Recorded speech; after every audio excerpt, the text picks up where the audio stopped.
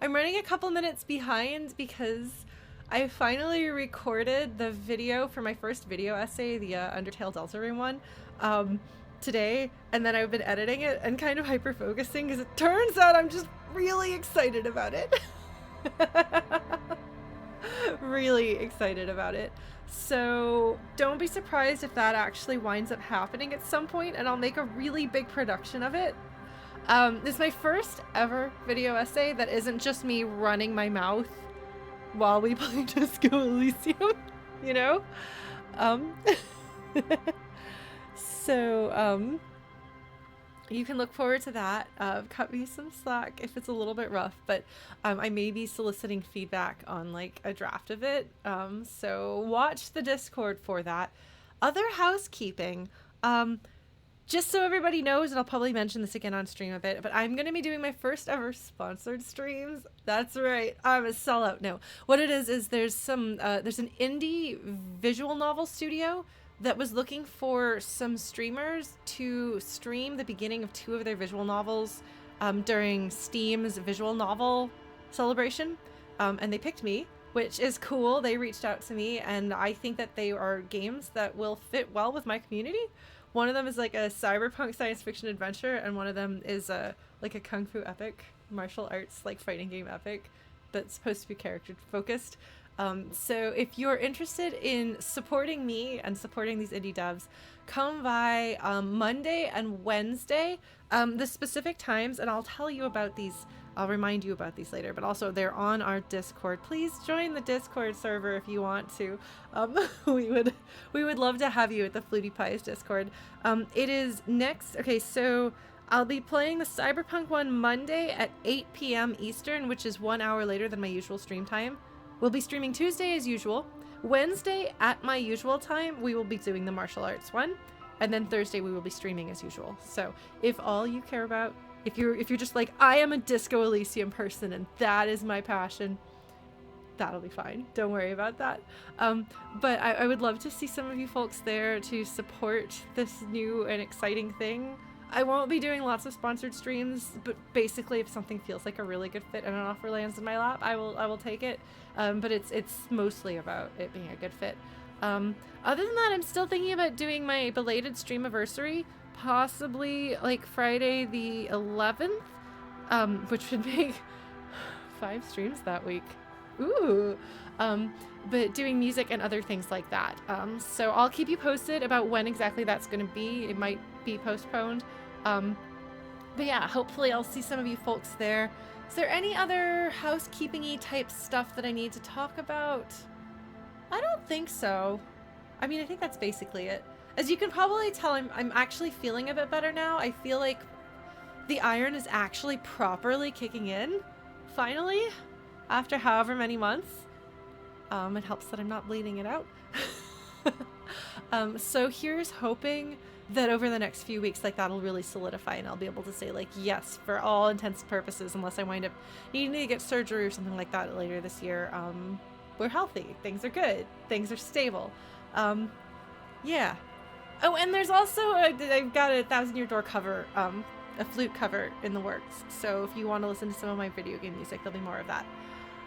I think that's it. Hello, everybody. Are you ready for Disco Elysium? Because I think I am. Hold on. Come on, game. Put the thing on the thing. There we go. It lost my mouse. All right. I think this is the one to go with, because I think this was just me standing around talking, because that's what I do. That's who I am.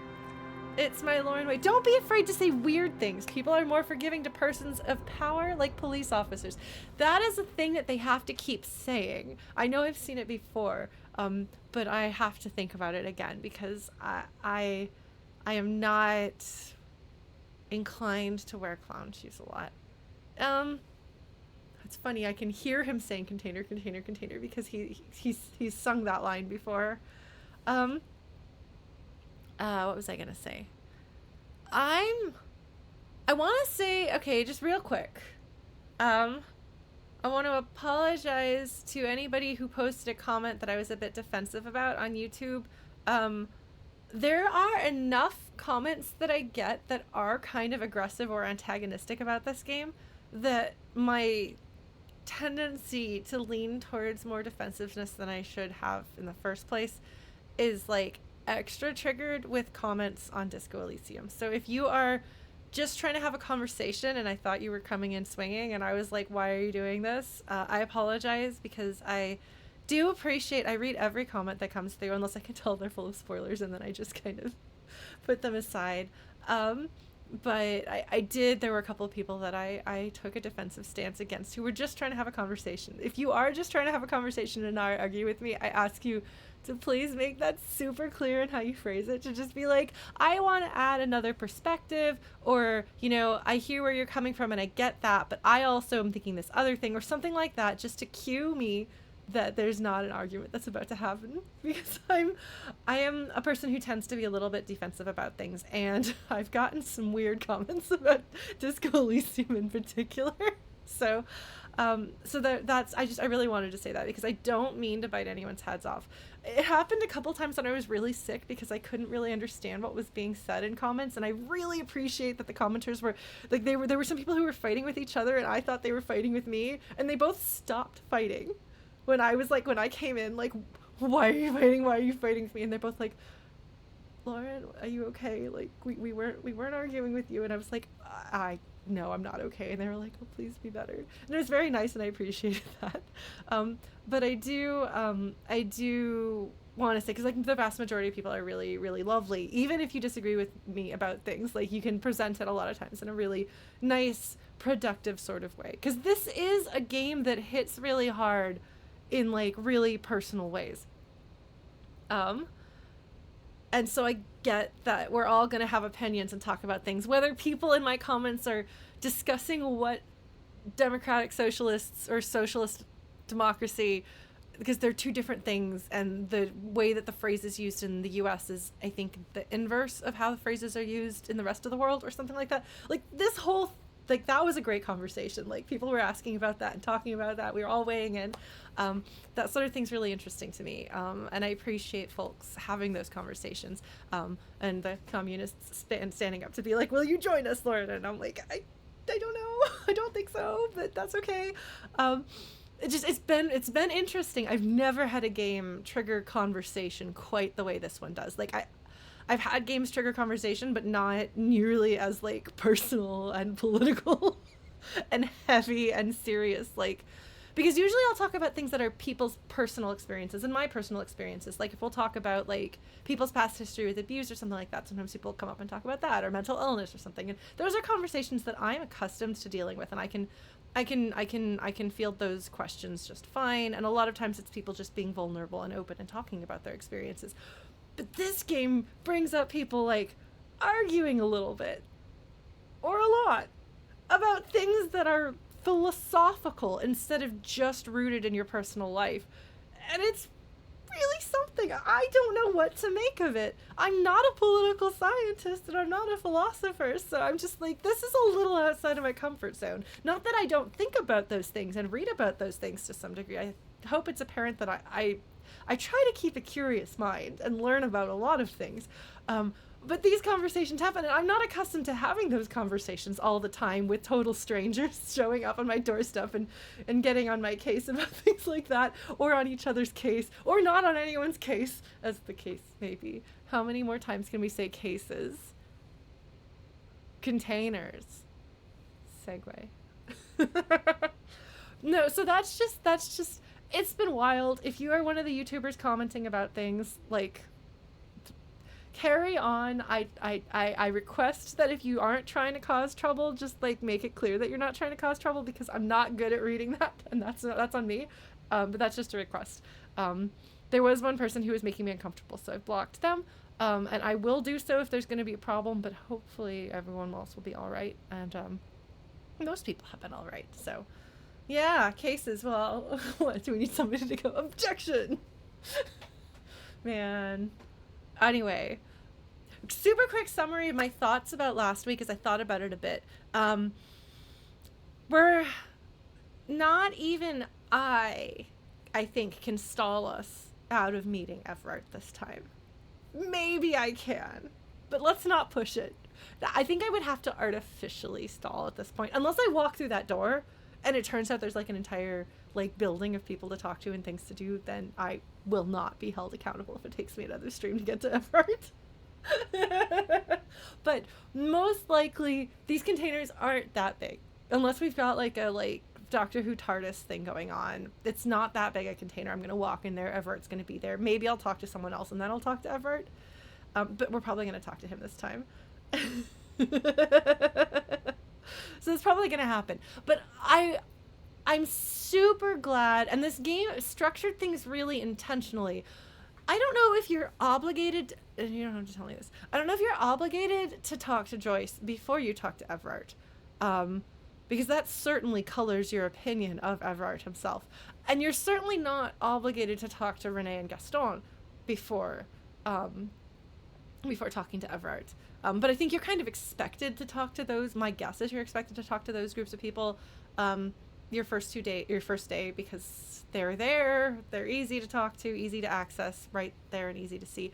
But if you talk to them, they will color your expectations for Evrart, especially, like, I don't trust Joyce.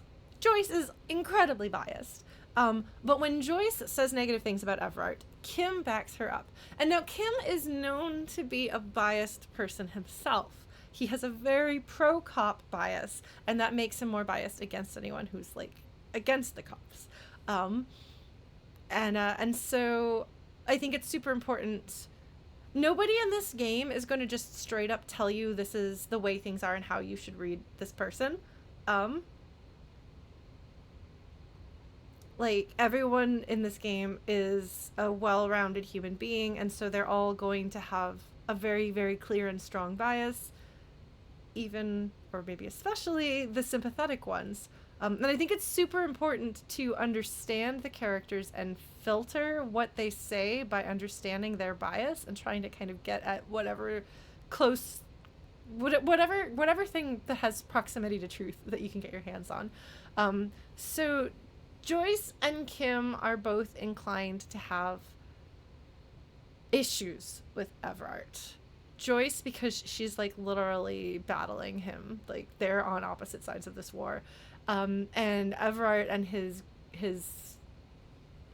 Union crew are not pro-cop, and therefore Kim is disinclined to like them. Additionally, Kim knows something about their organized crime proclivities.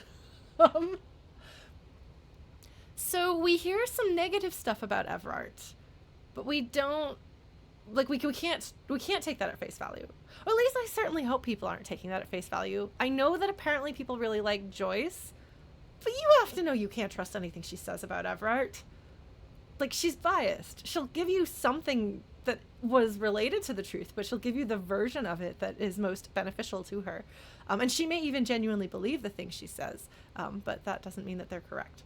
Oh, Bubba's, welcome! Hello, we've got a YouTube friend. I just had a little note of appreciation/apology to the YouTube folks. Because I know that I've been a little heavy-handed in the comments, and I don't mean any harm. I am what I am, and I'm very honest and upfront. I try to be about the way that I am, and I do my best to also try to manage it, but that's just what it is. Joyce is a really interesting character, yes. No, I agree. She's a very interesting character, and they do manage to make her really charismatic, even though I think most of us playing this game are inclined to dislike her and disagree with her. Because a lot of the people playing this game tend to be more left-leaning, I think. Not all, but a lot of them.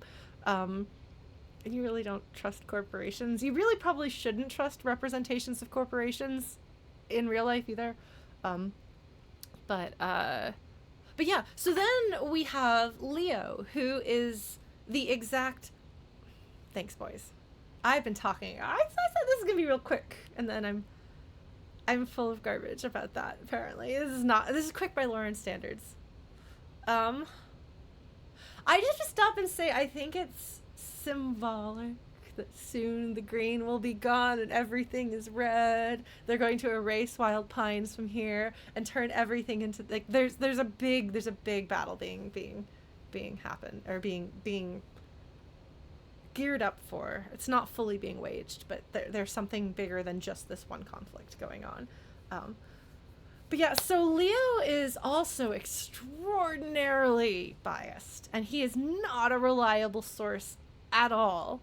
But what's so useful about him here is that if I hear just Joyce and Kim talking about how awful Evrart is, if I then go in there and Evrart is friendly or charming or likable in any capacity, I might get caught off guard by that. I might be surprised by it, and it might throw me, and I might not know exactly how to respond because I'm expecting him to be this, like, you know, tough guy mob boss. Leo has clued me into the way that people who like him might be dedicated to him and the way that they perceive him, so that if I see any parts of the side of him that Leo sees, I won't be surprised now because I know that that could come. Does it make me think that he's a good person? No. Do I think he's going to be nice to me? No. But he might be charming, and I might see some of that. And also it lets me know just how biased the people on his side will be, because he gets their devotion to him, which is different. You know, there's a difference between loyalty and devotion. And I might have thought his side would be loyal to him, but I didn't know that they would be devoted to him. But I think at least some of them will be, and that's fascinating. So yeah, that's what we've got going on. That's my thoughts on all of that. And now we're going to go talk to Evrart. I don't know if there's... wrong button. He got Measurehead to work for him. That's something I haven't really done any digging into. It does definitely color my opinion of him that he has Measurehead on his side. What's that saying? If you have 9 people and a Nazi at a table, you have 10 Nazis at a table, I think, or something along those lines.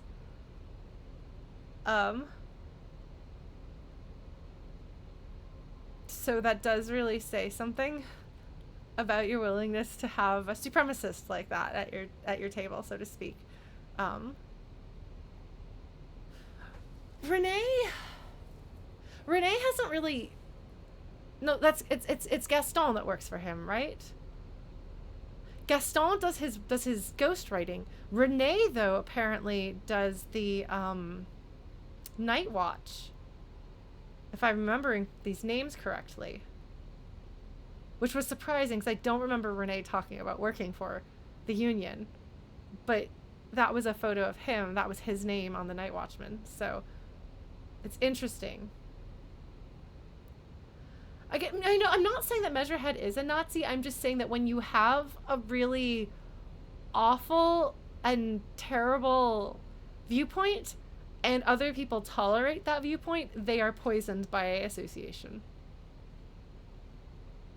If that makes sense. I'm not comparing Measurehead's actual philosophy to a Nazi's philosophy. I'm saying that people associating with Measurehead get tainted by association, just as people who associate with a Nazi would get tainted by association with a Nazi. Does that make sense? So... could be an argument that the solidarity of a union is more important than the ideologies of the individuals. Yeah, that is a thing. That is an opinion a person can hold. I might say that some ideologies are too terrible for that to be true. There are some people whose actions or beliefs or behaviors are so despicable that I don't care how useful they are to you, you will be tainted by association.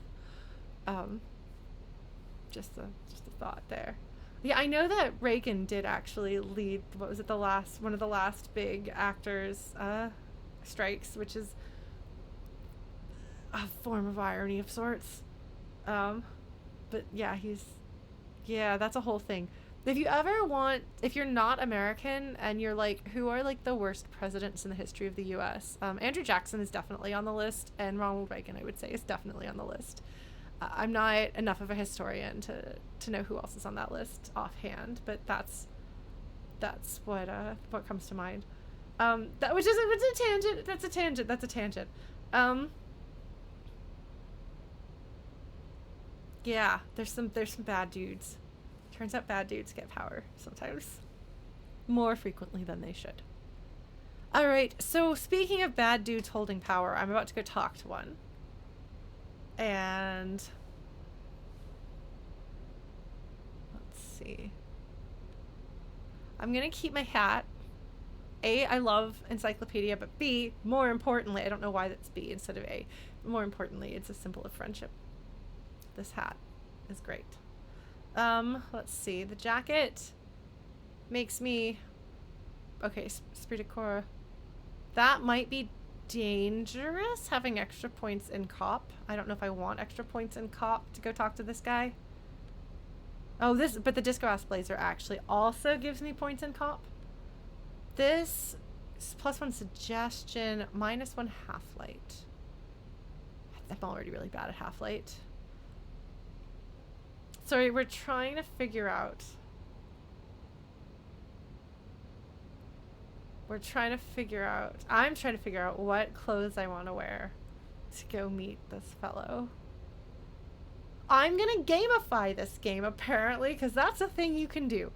I don't have a lot of options for other things. Okay, so this gives me some half-light. Just give me interfacing, which I don't think I need for this. Okay, so we're gonna just ignore the disco-ass blazer. Do I want the naval coat, which gives me suggestion and removes the half-light that my gloves give me? Yes, we're gearing up for a boss battle. Hi, Inky. Let's see. Shivers is useful. Conceptualization minus suggestion, so I could counteract that with this. So basically, if I put on this coat, it's just gonna undo what some of my other clothes do. It will undo the problem, the anti-suggestion that this does, and it will undo the pro half-light that this does. As opposed to in this case, where I actually get 2 points in things. So. Pants. My pants make me more of a druggie. And less cool. Hi, Blues. Nice to see you. Let's see. Logic minus authority or visual calculus minus drama. I don't know that would be useful here.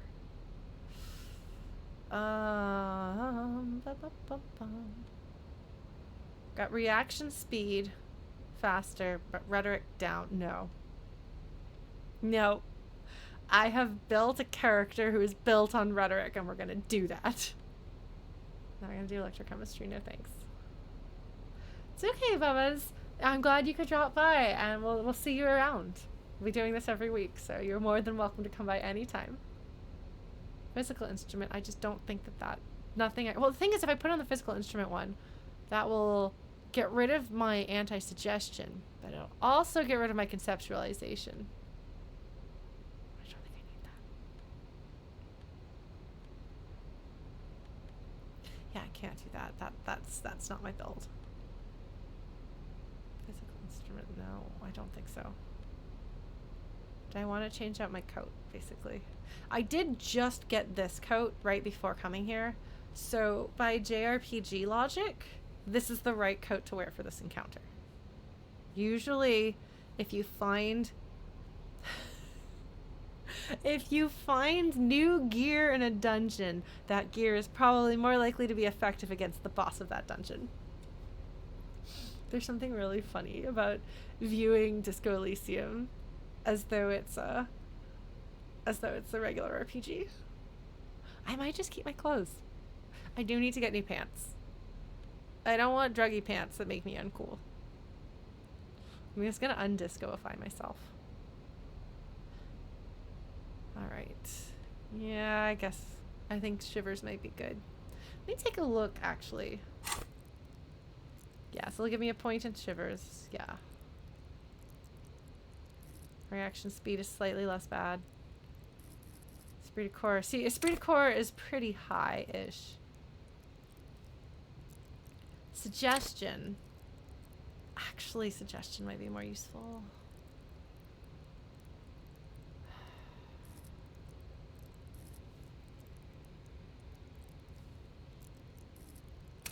Alright, the shivers. Sorry, I'm thinking through this. I need more points in rhetoric. Clearly.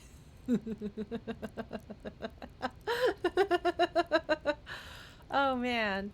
Yeah, I might put another point in rhetoric, actually, at some point.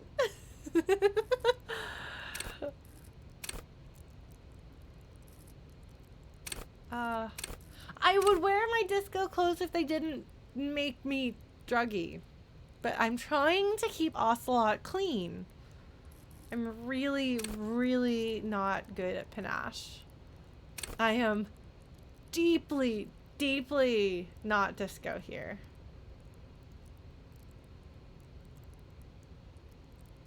I am a bumbling, feckless cop unable to catch a pair of keys thrown by your partner without losing an eye.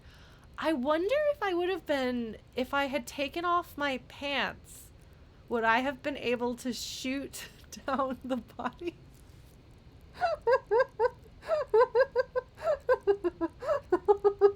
That was like a secret check there. I wonder.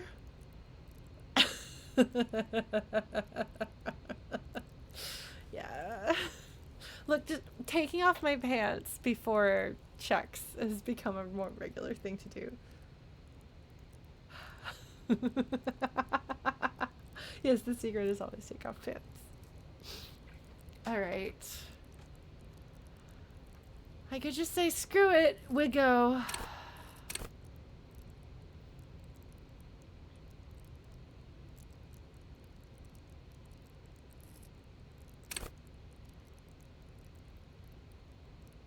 Like when you suffer psychological breakdowns after you yell at teenagers and they laugh at you.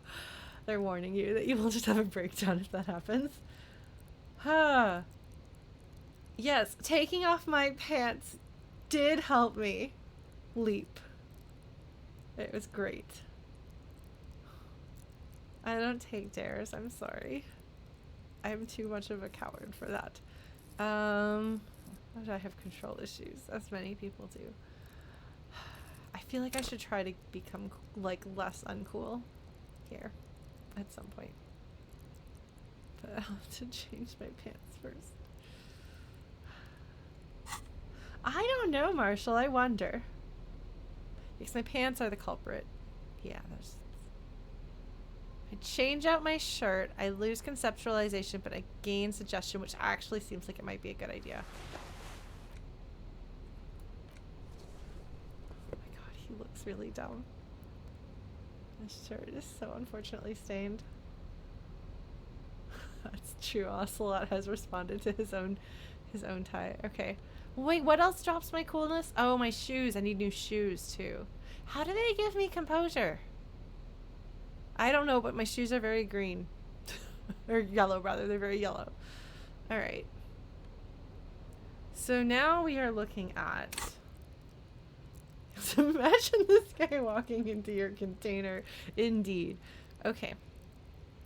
So now I have one higher in suggestion, which I think is probably a good idea. But one lower in visual calculus. Which is useful, hopefully not necessary for this conversation. It might be, but right now I think that we're going to need more, I think we're going to need more interpersonal skills versus imagination of visualizing things. That's what I'm hoping for here. Composure is cool like Kim, savoir-faire is cool like disco, yes. I suppose so.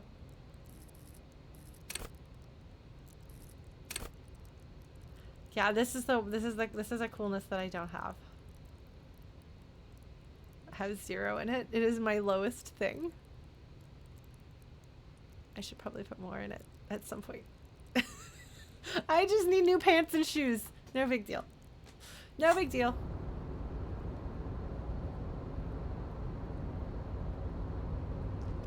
Alright.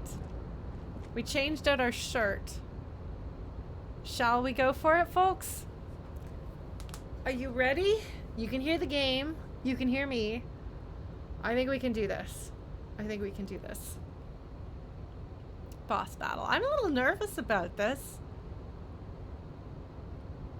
I don't know that there's anything I can do to prepare more than I already have, though. So we're gonna go for it. Safety save. Yes, we'll safety save.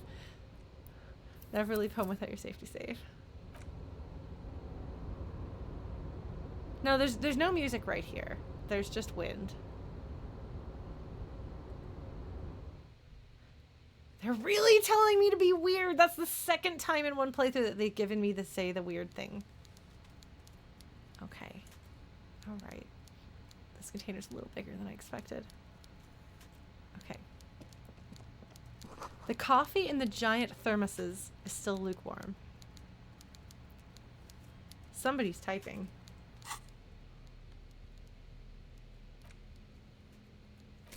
Just gotta say, you know, just in case, I just I just really want Ocelot to not get soft locked out of beating the game. Alright, let's take a look at this. A stair made of pallets leading up. That doesn't sound safe. I feel like OSHA would have some complaints there. Oh, this is a big fella. Oh, he's a big fella. Oh, I somehow expected a little guy. Hold on, let's look at his fish. What does your fish say? A taxidermy fish that tells time. Are you serious? Are you serious? Who would taxidermy a fish to put a clock in it? What the heck? Excuse me. That's weird. Okay, so just looking at the fellow, he doesn't look like he's like the tough muscle guy, but we know he is because he beat the crap out of the guy who was bugging Leo when they were kids. Now it's a taxidermied fish. That means that it is in fact a real fish. If it wasn't a real fish, it wouldn't be taxidermied. Unless Ocelot is incorrectly identifying it, and Ocelot thinks it's taxidermied, but it's not actually. So interestingly, that he's got the banners painted in here. Like, this is his war room. He's got his war room. He's got, I don't know if that's painting equipment or like a brush or cleaning equipment. I'm not sure, but it's whatever this is. It's on the chair. I don't know what this stuff is. I'll have to look at it. Yes, when he was a kid, he beat somebody up. And his chair is very big, like a throne, to intimidate you. Could be a fishing pole. Yeah, that would make sense, actually. This right here, though, I don't know what those are, but that's fine. Like, this to me feels like... Wait, can you zoom in? Is there a zoom option? Is there a zoom option in this game? Are you serious? There's a zoom option? Has there always been a zoom option? I don't have a mouse. I have a scroll. I have a touchpad. So, I guess there is no zoom option for me. Oh well.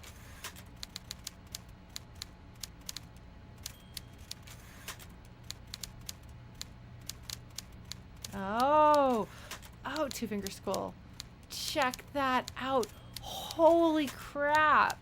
My life has changed. My life has changed. Look at that. That is, in fact, a fishing rod. And the thing that I couldn't identify is plants. He's got plants.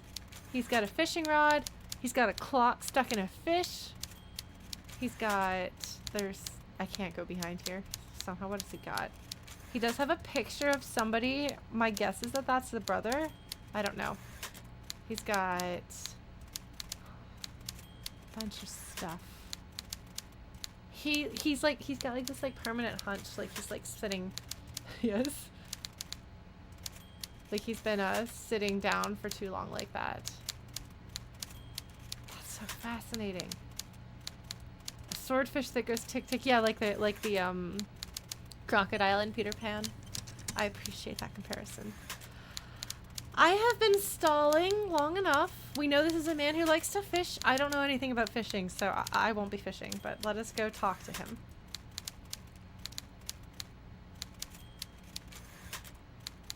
The entire The entire desk and everything counts as him. He does feel intimidating.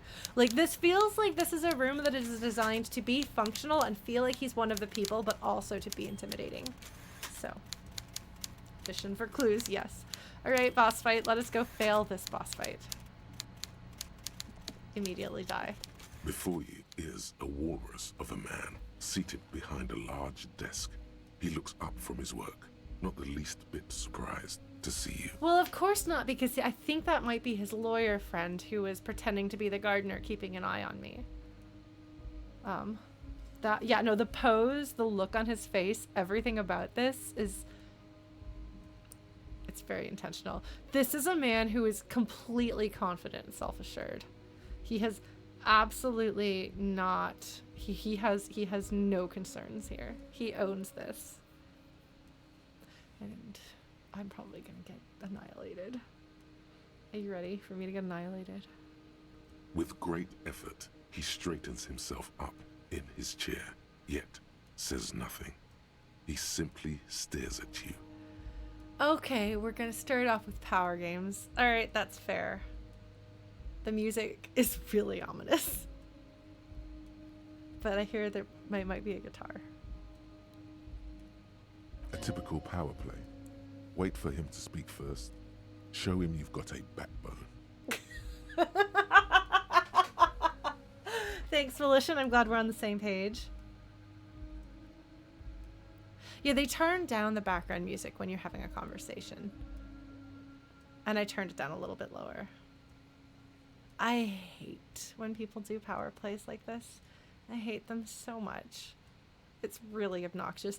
I was an intern once at a kind of vanity press publishing company, and the woman in charge of the company she gave me strict orders that when people came in, they were required to wait, even if she was free, to give the impression that she was important.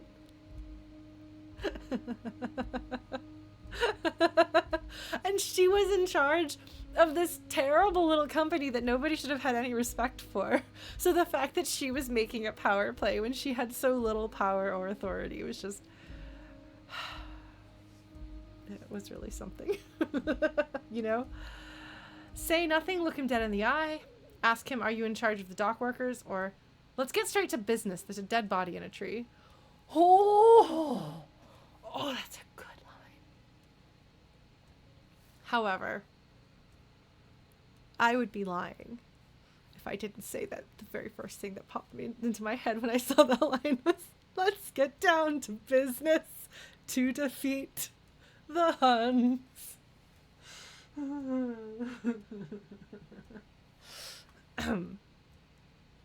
Look, Mulan is great. All right.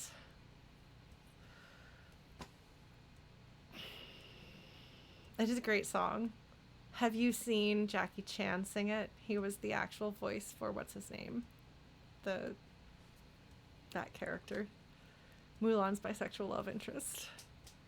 I don't remember his name is. I only remember Mulan's name. I'm sorry. I don't remember anything. So I can either try to play his game against him. I can... 2 is not a strong position. 3, honestly, he's the Chinese performer. Like Jackie Chan performs the Chinese language versions, which is really cool. And so there's a version of him singing and doing like martial arts singing. It's the music video for that song in Chinese. It's really cool. It's great. It's fantastic. You should look it up. It's like the most 90s thing ever. You'll love it. I promise. Oh man. Okay. So putting aside Mulan, both 1 and 3 seem like powerful ways of approaching things. 1 is playing his game his way, and 3 is not playing his game his way.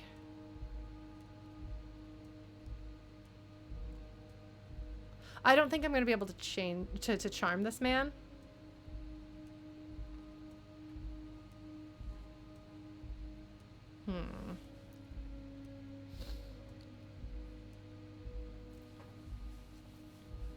Well, so not saying anything it's a very, very basic power play. Like his like, you've come to me, let's hear what you have to say. I'm gonna get you started off on the wrong foot is like textbook. So what his like longer term game is, like his general playing style, I don't know. All I know is his opening move. And I can either mirror his opening move, or I can take a more aggressive gambit myself. Now, I'm not a chess player, so I don't actually know whether in chess it makes more sense to mirror your opponent's strategy. But I am thinking strategically. This feels like chess already. Again, not that I really actually play chess. I know how the pieces move. So that's something. Yeah, I figure it depends. Chess is not the sort of game that's like, there's like the one way to do it. It depends on your player, or like your opponent, what the opponent is doing, and what your strengths are, and things like that. Man. I have to actually make a decision. All right. I can't control what he's going to do, but I can control what I'm going to do. I did give rhetoric a little boost. So talking, I'm more likely to talk my way through a situation than intimidate through my way through a situation. Unless Kim is going to speak up. So.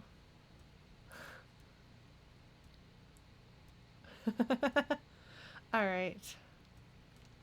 You know what? I really like the line, let's get straight to business. There's a dead body in a tree. Unless Kim didn't tell me to clown shoes on Evrart. I don't think. Because this is exactly the opposite of clown shoes. Like, if I am trying to get Evrart to underestimate me, coming in and saying, let's get straight to business, there's a dead body in a tree, definitely says, like, I'm a person who'll fight you, but I'm strong and tough and to the point, and I know what's going on. Whether that's correct or not, that is kind of the impression that it gives. 2 is disarming, potentially. True. Like, it could give the impression that I'm, like, an idiot who doesn't know what's going on. 4 isn't... I don't think 4 will actually register for anything. They have to give you the option to, like, X out of a conversation without being penalized, I think. So...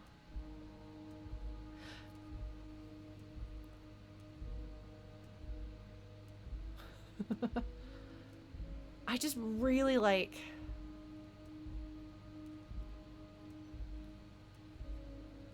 So...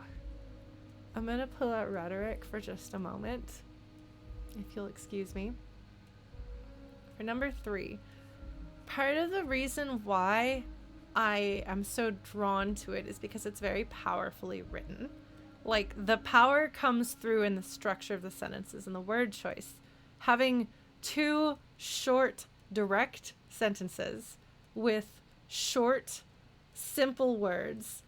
Not in a simplistic way, but there's I'm trying to remember what it is, but there have been studies that show that, like, basically if you are giving a speech in English and you want to give, like, a powerful speech that has strength to it, a lot of times you'll gravitate towards words that are actually closer to originating in English, because there's just this feeling that, like, the more, like, core words, you can kind of feel them, whereas words that come in from other languages, a lot of times they sound flowery or scientific, intellectual, like something else besides just direct and strength, like direct and strong and to the point.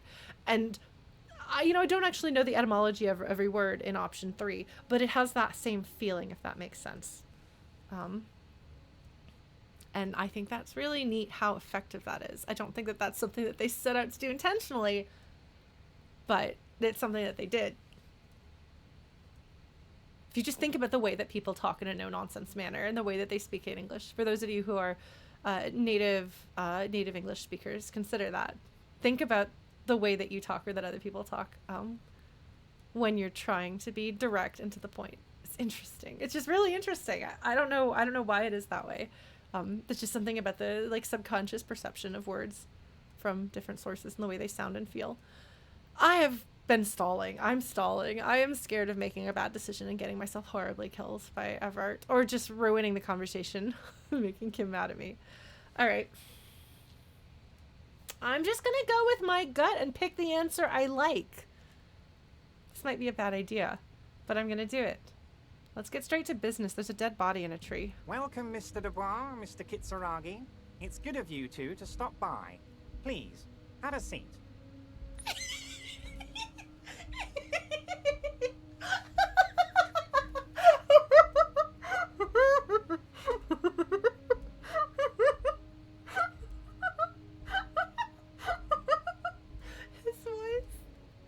His voice is so funny.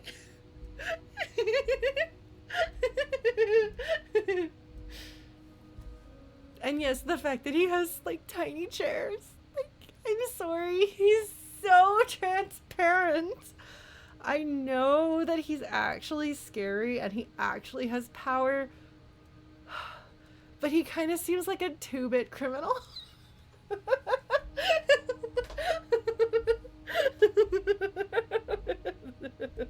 I'm gonna do a power play and then make you sit in a little chair. Alright, Evrart, Claire. You should probably scare Ocelot, but Lauren is laughing at you. Joyce is better so far. She doesn't have to engage in this sort of thing. She just snares you with her words. As a person with points in rhetoric, I am more likely to be impressed by somebody's, like, ability to battle you with words versus trying to intimidate you physically with psychological tricks. I was laughing at his voice because it's very much not what you expect. Like, you have expectations that somebody who's scary is going to sound scary, and he doesn't sound scary at all. And that's really interesting. Like, they made the decision to make him be like a human being who can just have a voice like that, regardless of what his build is like or his personality is like. And yes, he has a shit-eating grin. That is what he's got, and that is what is in his voice as he speaks. So he knows my last name. I don't know my last name. I completely overlooked that because I was so shocked by his voice. Whoa! Harry Dubois? Yes, because I'm assuming that Harry's his actual name, but I'm continuing to call him Ocelot because that's what I call him. So that makes me think that he got his hands on my badge, which is really not good.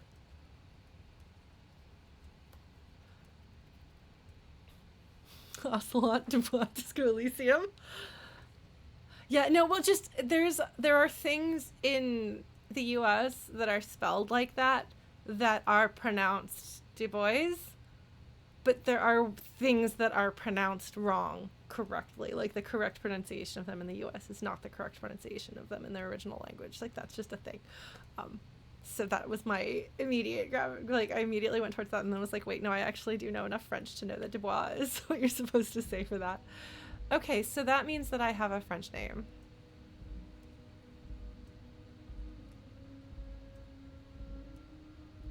Yes.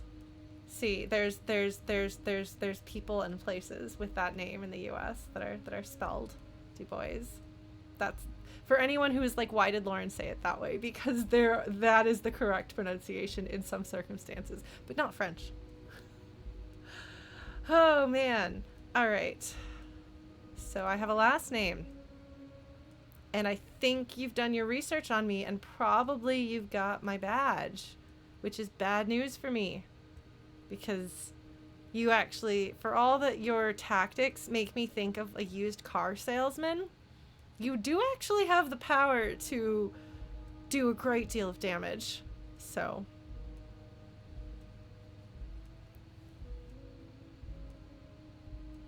I'm Evrart Clare, head of the Debarders Union here in Martinez. The man relaxes into his chair and continues. Yeah, so I tried a power play of my own and he just ignored it. You notice how he just like ignored what I said? Well, that's all right. He has a really unlikable way of speaking though. He could be a used cop salesman. That would be really bad for me. I'd offer you my hand, but unfortunately my health prevents me from getting up. You understand? Oh my god, his voice. Like, you can give a character a nasally voice and have them be likable. You can give a character a nasally voice and have them be comedic. You can give a character a nasally voice and have them be slimy, and that's what they've done here. Everything about him just like drips with slime. I'm sorry, Evrart Claire, but I have decided that you have the soul, body, voice, and face of a used car salesman. All right. He looks extremely comfortable. The tiny folding chair, on the other hand, looks like a torture device. Well, I'm glad that even composure is capable. Even my poor composure is capable of deciding that. You go ahead, detective. The lieutenant nods at you, then the chair. All right, I will take this one for you, Kim. Hopefully I don't just fold up and die. Ghost Cassette has redeemed posture check. Everybody sit right. Hopefully you're not sitting in a chair as uncomfortable as the one that I'm about to put Ocelot into. Whatever he has in store for you, it can't be good, he thinks. I'll do my best. Okay, I can't lose all of my points in Esprit de Corps because it's nice to be able to read into what Kim is doing. So Kim's saying that, basically saying I'll stand behind you and I'll have your back. This is not going to be good. Now, hopefully I don't immediately die when I sit down in the chair because I have no points in health. That would be pretty funny though. If the chair just snaps and you just die. Hopefully that won't happen. I'm sorry, Ocelot. Forget about that. What's with this Dubois stuff? You're getting some seriously bad vibes from that name. Oh. I would not be surprised. I mean, he knows. Evrart knows that I don't know my name. He knows that I've lost my memory. Because I've talked to enough people. His spies will have gotten that word back to him. So he knows that. So he's throwing me. He may even be using the wrong name because I don't know any better. And I hate that I don't know that, you know? My goodness.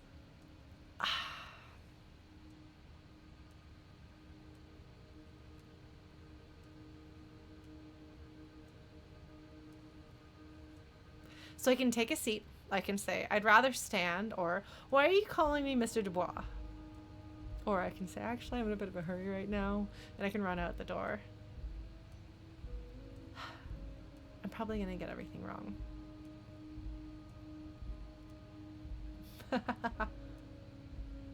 I don't know if it's just that I feel bad thinking about my name and who I am, or what. I'm probably going to make bad decisions here. I'm going to try to avoid intentionally. I'm going to try to avoid things that look like they'll get Ocelot killed. But I'm probably going to completely wreck this boss fight, and that's okay. I'm going to... Oh my god, Scooby Doo. No, Ghost Cassette, no.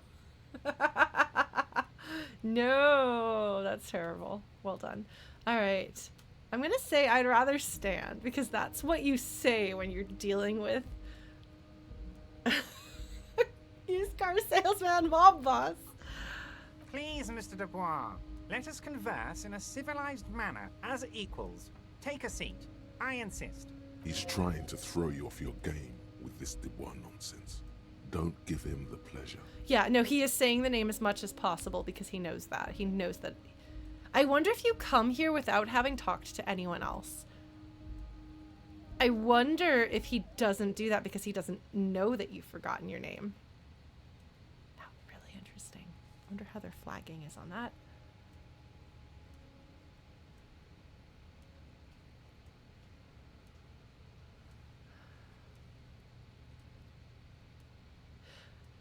But the authority recognizes authority. Yeah, but we don't know that he lost his memory prior to the start of the game.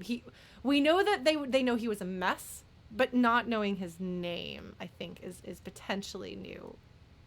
Like, having lost his memory, I think may have started the beginning of the game as opposed to the stuff that happened before. He was, like, high on drugs, running around being crazy, throwing his clothes, doing lots of drugs, making a big mess. But I don't know if he didn't know who he was at the time. So, okay, so I can take a seat. I can say I don't sit, it's kind of my thing. Or I can say, actually, I was just leaving, which I think is probably a bad idea at this point. Okay. It's kind of my thing. That does sound like Ocelot's voice. As opposed to, like, the like, cool line that I was really drawn to earlier. All right.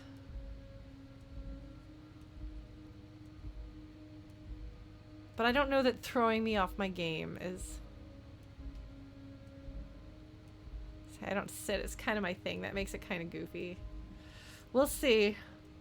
I don't know. Whereas Joyce tries really hard to be, like, pleasant and funny and personable and get you to lower your guard. Evrart is doing the opposite.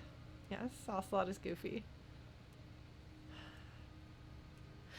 Plus, if we're gonna play, like, the stupid power play thing, if I say I don't want to sit, and then he insists on me sitting and then I sit, then I've lost a little bit of power to him. I don't know if that's actually the game he's playing, but I'm gonna say I don't sit. It's kind of my thing. Kim did tell me to sit, but I feel bad about this guy, so we're gonna go with this. This might be really, really bad. We'll see. Very well, Mr. Dubois. I respect a man with strong convictions. Okay, all right. So it turns out that power plays do work so far. Okay, that's good to know, because that's my immediate read on him. I need to not underestimate him just because he seems so cartoonish. A used car salesman, really? Like, they straight up lie to you, and they set things up to try to throw you off. It's really stupid and transparent. All right. As he nods, his multiple chins move like ocean waves. I really don't like things that make fun of fat people, so I hope that this is just an observation about him and not trying to mock him for his build. I, too, have convictions. One of which is that I will not engage with any man who won't face me at eye level. Oh my god. Oh my god, this is actually gonna turn into a fight! Should you find yourself more amenable in the future, I'd gladly resume our conversation. But until then, I'm afraid I must ask you to leave. See, the thing is, me saying I would rather stand is okay. Him saying he won't talk to me unless I'm sitting at his level just makes it, I'm sorry, it just makes him look stupid. Like, if I were there in person, it would be a bad idea. But if I were there in person and he said that, I would laugh at him. Oh, man. Okay. Damn, that's a nasty play. He's got you, a titan of volition, in a fork. Guess you just have to sit or leave. All right, we're going to clown shoes and clown shoes. Okay, sure, why not? I guess we'll take a seat. Excellent, Mr. Dubois. I can see that you're a reasonable man, and reasonable men can be of great use to one another. Okay, he gives you a sly wink.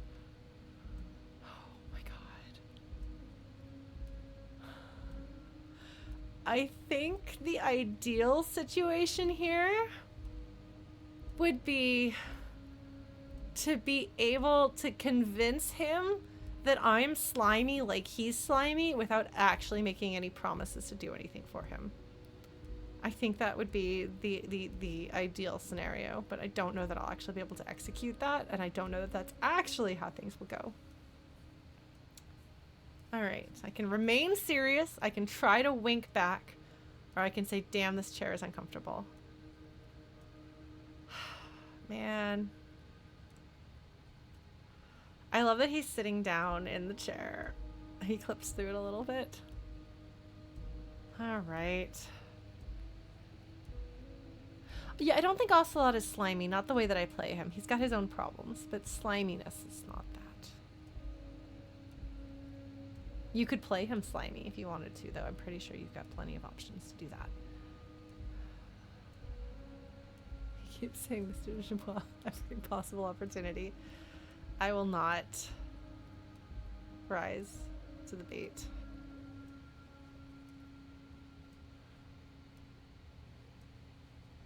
I think he already expects me to be clown shoes because he's got spies on me. I think I might be completely wrong. I might be totally misreading the situation. And I need to make sure I don't underestimate him. I'm going to play it the way I read it, and we'll see if I'm wrong. I'm going to try to wink back. So tell me, how can the head of the Debarders Union help a representative of the Revachol Citizens Militia today? All right.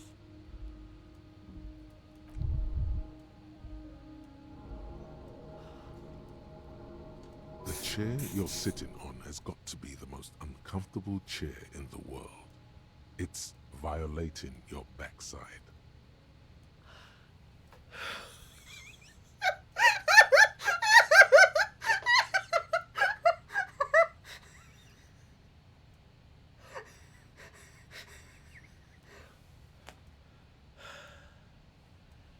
Does that mean I've actually calibrated my understanding of Disco Elysium?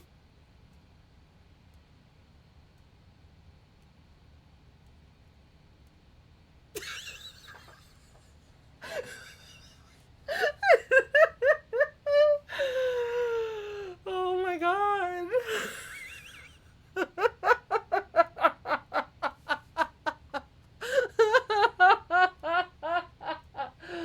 Oh boy.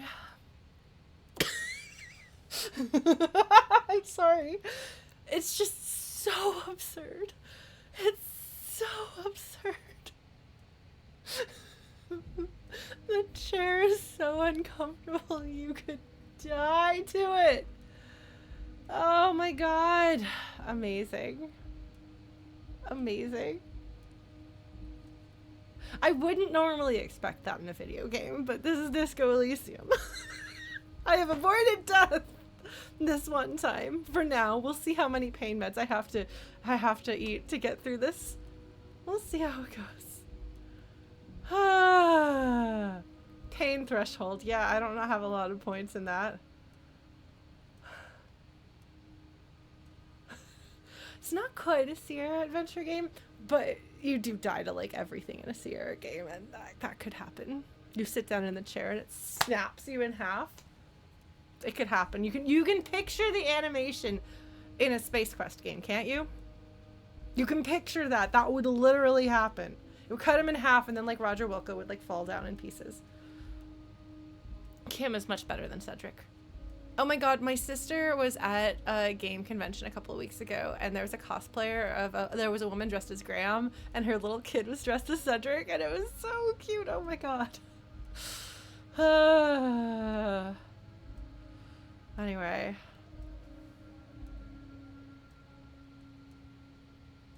Let's see how many times we have to try not to die to the chair, because apparently it's timed. By the way, I heard you got a rather rude reception from a certain Lawrence Gart. Some people have no manners, it pains me to say. You kind of have some similarities to him. That's interesting.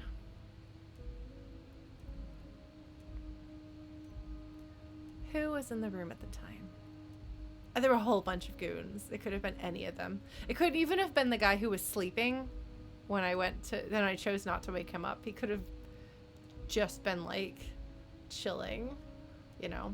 Or it could have been any number of people who were just sitting in the room.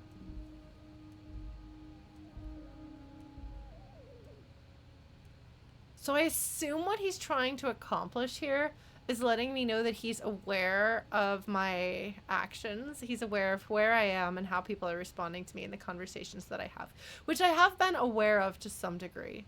I have been mindful of the fact that there could be people with eyes on me at any point, and I'm doing things anyway, which might wind up getting me or other people hurt, which would be really unfortunate. Because there's no reason for him to say this except that he's trying to throw me off with his knowledge of my actions. This should take care of that nonsense. Oh my god, Evrart!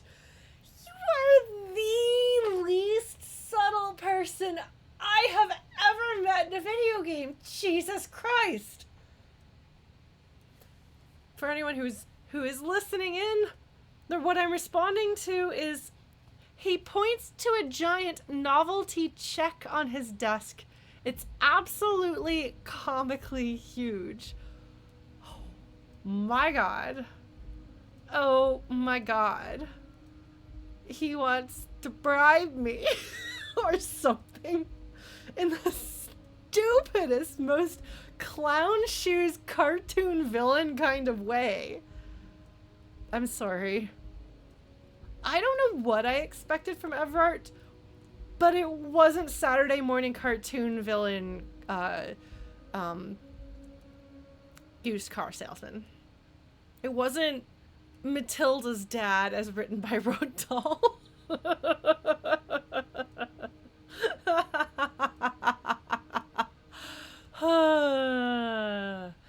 I feel like actually taking it would be the one step too far when I said I want him to think I'm slimy but not actually commit to anything. If I take an offer from him, he will have expectations. And that I don't want to actually be in his debt. That is no.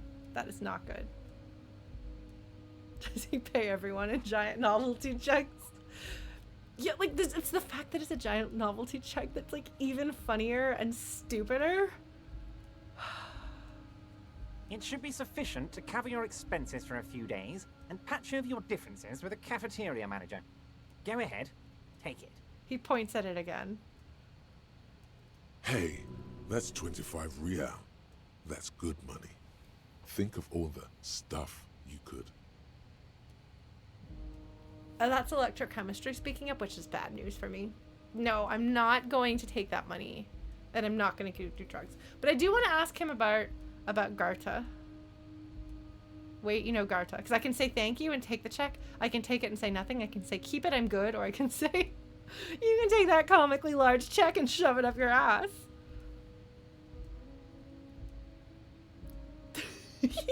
Yeah. Which is really great, but probably not the best idea. I want to ask him about knowing Garta. Or do I? Because that could just let him... I mean, A, it'll extend the conversation. And B, it will let him know that... Like, I will take the bait that he knows things, and it'll give him an opportunity to rub in that he knows things about me. And I don't really want that. And yeah, it's not a lot of money. No, 20 real is the price of a room to stay in. So I'm gonna say keep it, I'm good. I've been picking up other people's trash and I'm gonna turn that in for money. Just you wait and see. The day is still young. I can get the money to be able to crash at the Whirling in Rags for one more night. Beyond that, I don't know. But I have almost half of what I need. And I have an entire bag that I need to turn in at the Frita. So I'm going to go ahead and say, keep it, I'm good, and leave the check. Because I don't know, it feels out of place in the conversation to tell him to shove it up his ass, as tempting as that is. It's insulting that he's doing this. It is insulting that he is giving such a ridiculous comedically large check, and it is insulting that it is for such a small amount of money. Like, the whole thing is just really stupid. I wonder if he puts up the front of being an idiot to make people underestimate him. Or if he's like cosplaying as a used car salesman because he thinks it's funny, but actually he's really competent underneath it all. I'm gonna say keep it, I'm good. Yeah, I'm not going to actually take it. I'm choosing not to ask him about Garta because I feel like that would be giving him an opening that I don't want to give him. So I'm going to do this. Keep it. I'm good. Leave the check. Okay, okay. I respect a man with principles. No handouts, then. He crosses his arms on his ample midsection and sinks further into his chair. He keeps saying, I respect a man who blah. I respect a man who blah. I don't know that you do, sir. Now, I'd like to set your mind at ease about one other matter. Your lost gun. Let me assure you, Union people are on it as we speak.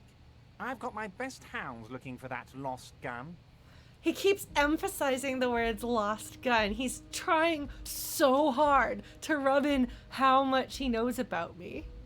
I know you know everything already, Evrart. I already figured that out. You had your smartest person spying on me yesterday.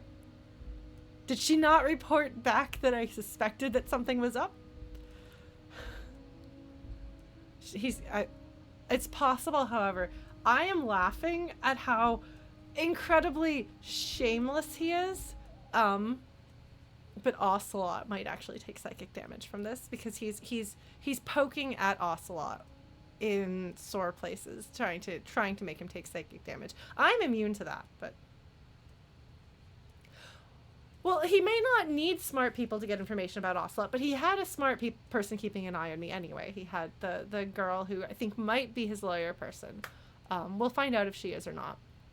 But since she seems to be significant, and we heard about a particular character, I tend to assume that the names are going to be characters that are going to be of importance, and we already know that she's important. So that's my guess. So he's trying so hard to throw me off balance, but I already knew about that.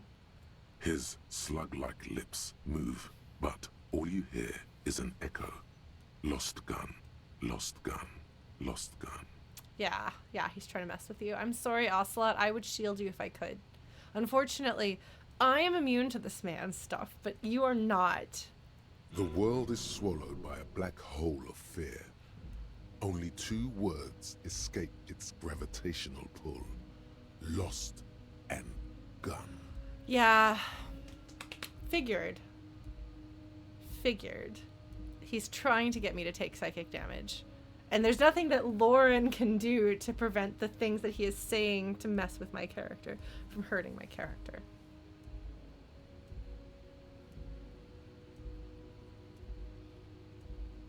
I have 0 half-light. Yeah, no, this is a trivial thing to be able to figure out.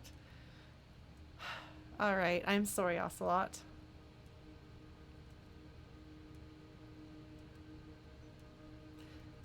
Does my morale healing thing only, like, if I use my morale meds, does that heal 1? Or do I want to wait? And it heals all the way up to full. That is actually a gameplay thing, 1 per use. Okay. I'm sure it explained that, and I don't remember, so. Alright. I'm just gonna snort my drugs over here.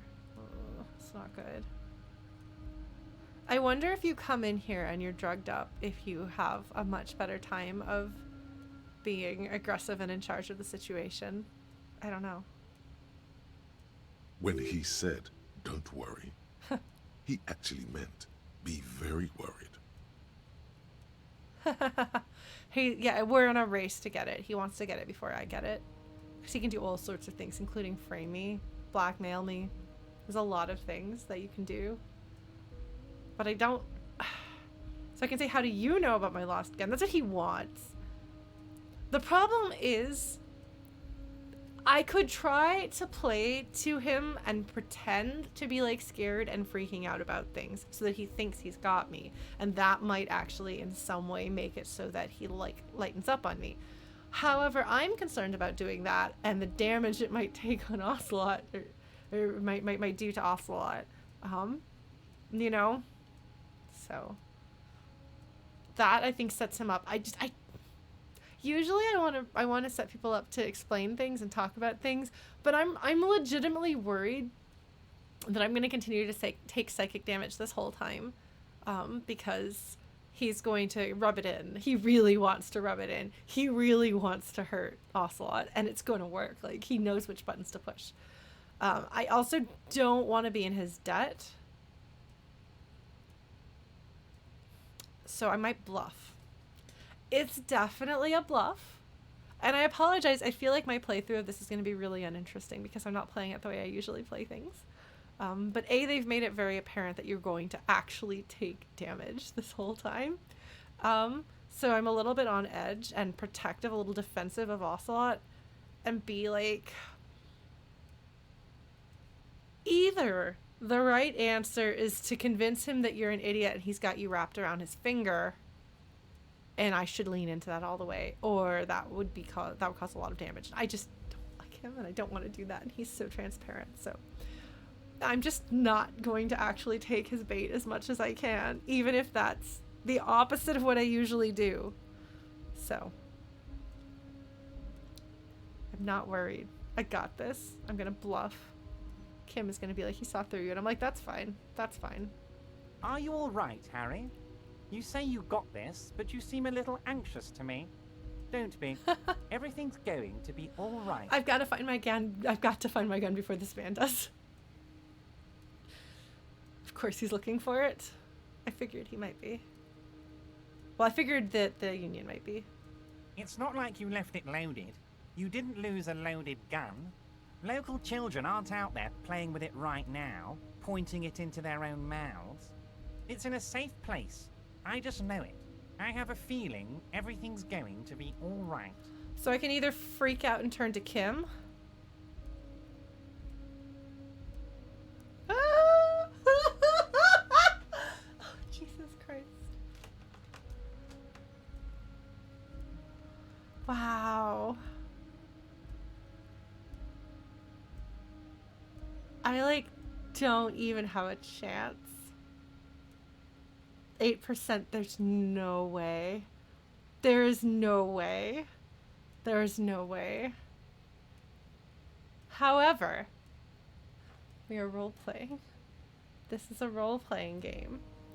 And I have decided that Ocelot is going to try to hold it together, even if he's bluffing. I don't think I have another point to put into composure. And you can't pull up your screen. Oh, you can pull up your screen. Oh. You can't pull up your equipment, but you can pull up your character. That's actually good to know, because this way you can, like, look up and see what are these things. But yeah, I don't think I can put a point in anything. What was Half-Light is the one that was threaten people. What was this again? Alright. Fight or flight. Your survival instinct is lacking. At least it's not 0. That's what we thought that the Half-Light was 0, but it's not actually. Savoir-faire. That was the one that I have 0 points in. Composure.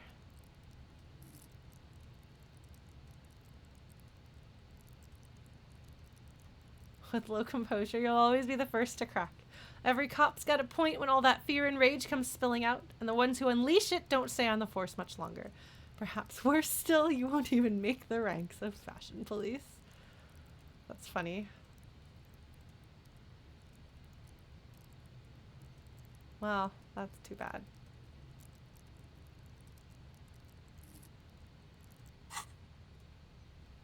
There's just...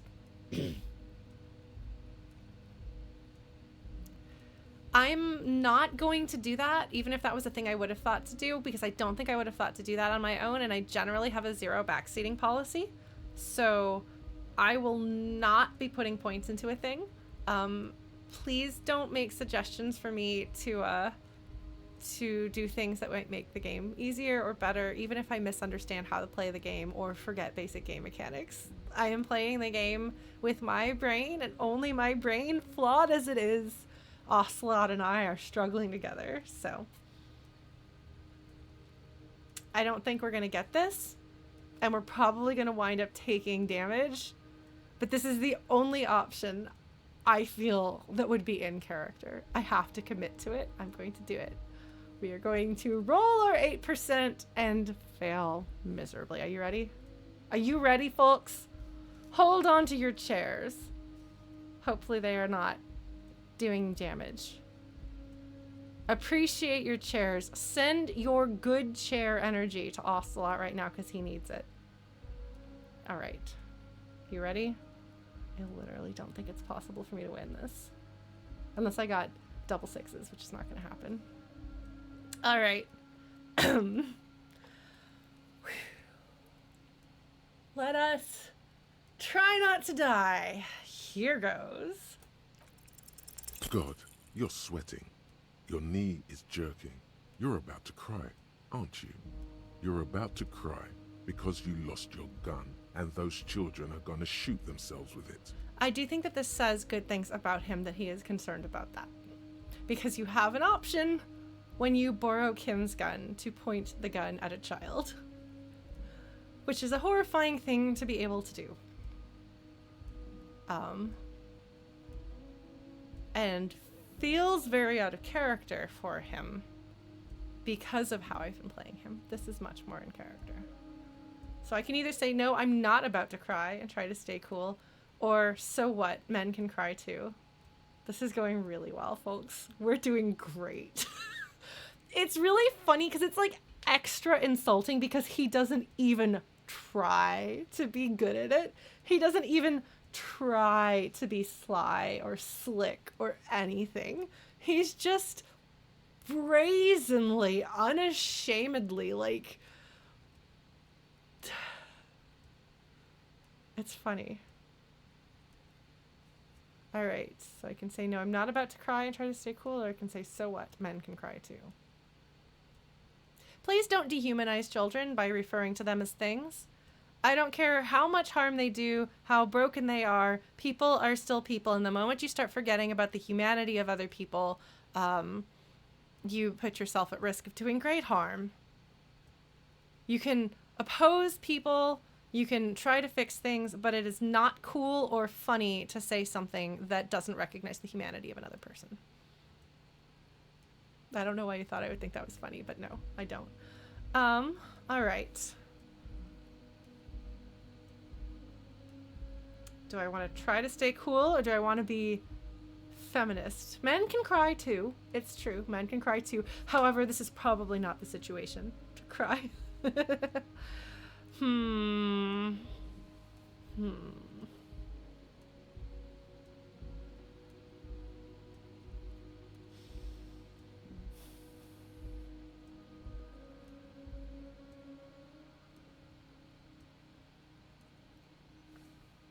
However, I'm going to try to stay cool. Men can cry too, and I support that. I think that's super important, and that's one of the ways in which the patriarchy harms men as well as women. But I think that Ocelot is going to try to stay cool and then fail miserably, and it's going to be worse, and I'm going to have to mash another button. Mr. Dubois, you don't look so good. What is this Mr. Dubois he keeps repeating? What is he trying to pull here? You need to cool the fuck down. Chill. Yeah. He's trying so hard to push my buttons. And this is so interesting because I feel like a lot of what went wrong with Joyce was because of Lauren's decisions. But what's going wrong in this encounter, I mean, probably I could manage to step around some of this if I knew what I was doing. But largely it is Ocelot's vulnerabilities that are causing the problems. You know? So, it's interesting. Composure. I didn't realize composure was going to be the thing that I needed here. I should have figured, actually. I should have taken one look at him and been like, hold on, I gotta change my clothes. And gone with body stuff, because he looks slimy and like tough instead of we're gonna talk. That's fine. Yes, political maneuvering versus psychological warfare. Yeah, well, it is funny that he He's engaging in psychological warfare. It's not subtle at all. It's not skillful. And it's information that he has because he has a network. Like, Evrart is the sort of predator who doesn't have to be afraid of anyone or anything attacking him. He's at the top of the food chain. So he can just kind of do whatever and be as sloppy and messy as he wants, because what's anyone going to do about it? It's interesting. Mr. Dubois! Mr. Dubois! Harry! He's trying to mess with me. He knows this. The large man snaps his fingers, but to no effect. You're in some stupor. Oh, this is not good. So I can either keep sliding down the chair like a jello shot, or there are no Harrys. Let your mind go to your safe place.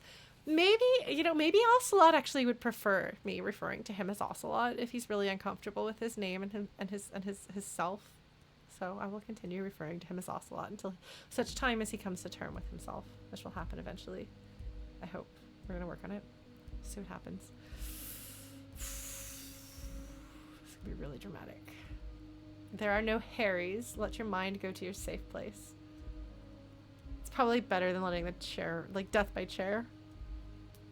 Not good. While Evrart is distracted by your odd behavior, the lieutenant's eyes are mapping everything around you. The folder, desk, papers on the wall. I don't know if Kim is going to come to my defense here or if Kim is gathering information, but I'm glad someone is getting something good out of this.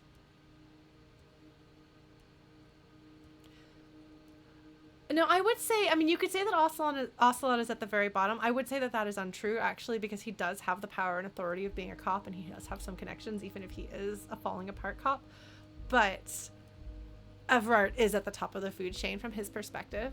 But you know what I'm talking about, though. Like, when I say he's like a predator, I don't mean like he's preying on people sort of thing. I mean, I'm comparing him to predators in the wild. There are predators in the wild who have basically sloppy behavior because there's nothing... They don't have to be afraid, you know? And that, I think that's really interesting. Like, it says something about how powerful he is, that he doesn't need to be slick or sly or anything like that. But Kim is on it. That's the things, I can't take all my points out of Esprit de Corps because I need that for... That's my Kim reader. All right. Yeah, like lions snoozing in the open, because what are you going to do about it? What are you going to do? The lion is just sleeping there. Like, who's going to mess with the lion? Not a lot. That's who. That's what Evrart is being. All right, continue. Mr. Dubois, are you okay? Can I get you a glass of water or something? Are you having some kind of medical emergency? Yes, absolutely. I'm having a medical emergency. You're pushing me towards a heart attack. Maybe you could use your hands somehow, in a kind of throw-in motion, like you're throwing that Mr. Dubois act right back at him. He's Mr. Dubois. Oh no. Oh no, this is such a composure battle, and I do not have points in composure. All right. Oh my god, my options are really incredible here. The thing is, it doesn't matter what option I pick. Ocelot's kind of gonna Ocelot. Alright, so I can say, "Nah, I'm as good as it gets, Mr. Dubois," and I can vaguely gesture with my hands above your head. That sounds like a recipe for a heart attack. I can say, "Oh yeah, man, I'm fucking great," and just keep sliding. I can say, "Actually, this chair is uncomfortable. I could use that glass of water and sit upright," which is a bad idea. Or I can say, "I'm melting."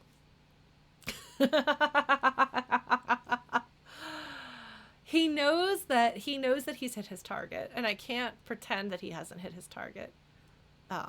But I'm concerned about elevating my hands over my head, causing a heart attack. Poor Ocelot.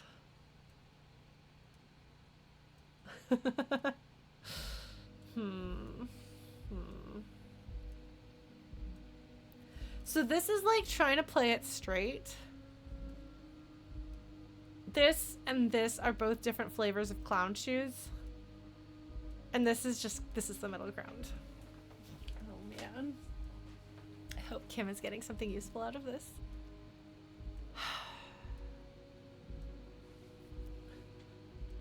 I'm melting. I'm melting. You know, I've never actually watched A Wizard of Oz all the way through. I've seen the beginning a few times.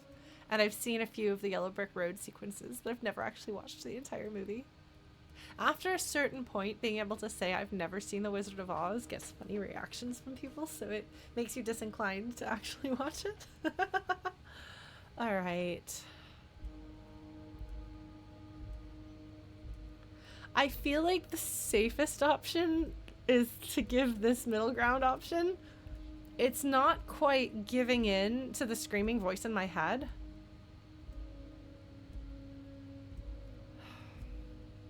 I have read the book. I have read the book. I have watched the sequel. And I think I've read one of the sequels, but I don't remember which one. Alright. What do I want to pick? I'm not sure that Ocelot has it in him to sit upright. And I don't want him to give me a glass of water because I don't trust him not to put drugs or something in it because he knows that's my weakness. And, like, who's Kim gonna believe if I act drugged? So let's not ask him for a glass of water. Because I don't trust this man. Because he's so transparent, so blatant, and so unafraid that he could totally just drug me. And he would. I totally believe this man would. So... let's go with, oh yeah, man, I'm fucking great, and keep sliding. I think that actually works. I think that does continue to distract him so that Kim can get what he needs to get. Don't be dramatic. I can see your condition isn't terminal. Thanks, Kim. You're helping. What an odd demonstration of... you got me, Harry. I don't even know what. As entertaining as it was, I'm afraid we're wasting our time. And I'm an extremely busy man, as I'm sure you are too. Yeah. Okay, enough. We are here to ask you some questions pertaining to a murder investigation. Kim is pissed. Wow. Wow. You can hear that in his voice. Kim is a man who's usually very calm. Kim keeps his composure. But he is mad. I mean, Evrart is blatantly, shamelessly trying to torture the vulnerable of the cops, like the one that he's got an in on. And Kim is taking charge of the situation.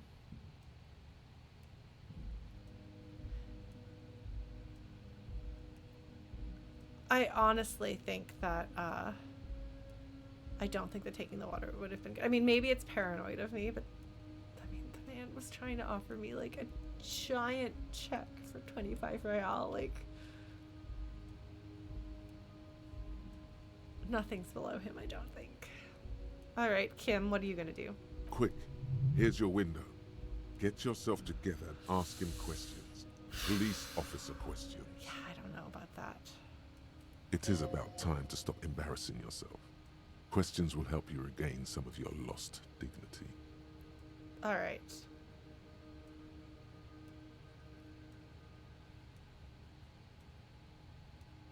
I don't want to ask him any of these questions. Oh, man. I'm told the union is involved in the local drug trade. Ocelot! Do you really think that man's gonna answer that question? No. Aren't you gonna ask me how I got in? Maybe. You called me Mr. Dubois. Why? Could you help me get a dead body down from a tree? Let's talk about my lost gun. I want to talk about the hanging. I met Joyce. Aren't you going to ask me how I got in? Let's go ahead and hear it from him. That he saw me do things.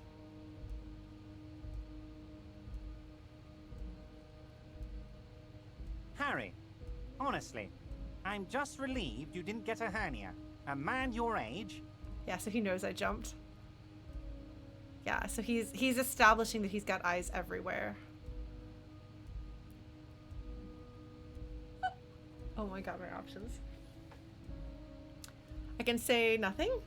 I can say, a man my age? What are you implying? I'm at the peak of my abilities. Or, I too am surprised by the resilience and athleticism of this tool I've been provided with. And tap your chest. Or, my body's gonna break down any moment now. Probably pushed to the limit. Or, enough wackiness. Let's get back to business. See, he has my badge. That's how he knows my age. It probably has my birthday on it or something like that. There's no other way he would, like, I mean, he could guess my age because I look older than him, but he likes to rub in information that he has that I'm supposed to be uncomfortable that he has. So I'm assuming he's got my badge, and he may very well have my gun. That sucks. I'm gonna have to get those back. I'm gonna have to sneakily sneak into your sneaky, sneaky warehouse, Evrart. Alright. I'm gonna clown shoes a little bit. A man my age? What are you implying? I'm at the peak of my abilities. That seems like something... I'm sorry, that seems like something Ocelot would say. I'm not being strategic at all here. I'm really not sure how to be strategic with Evrart, so I'm just talking. Yes, yes, Harry.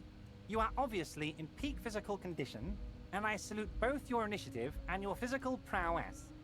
Very impressive, Harry. Very impressive. Anyway, I assure you, I am a very well-informed man. Information reaches me before I even get the chance to request it. I noticed.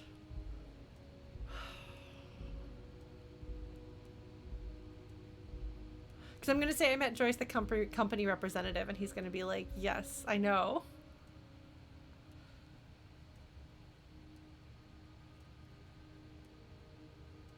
Oh, that's very nice. I haven't gotten around to her yet. I'm very, very busy, you see. I hope you're getting along. He adjusts a button on his sleeve. He is not threatened at all by me talking to her. One thing I want to make very clear, Harry, is that this is not some kind of union versus corporation situation. Everyone is just pals here.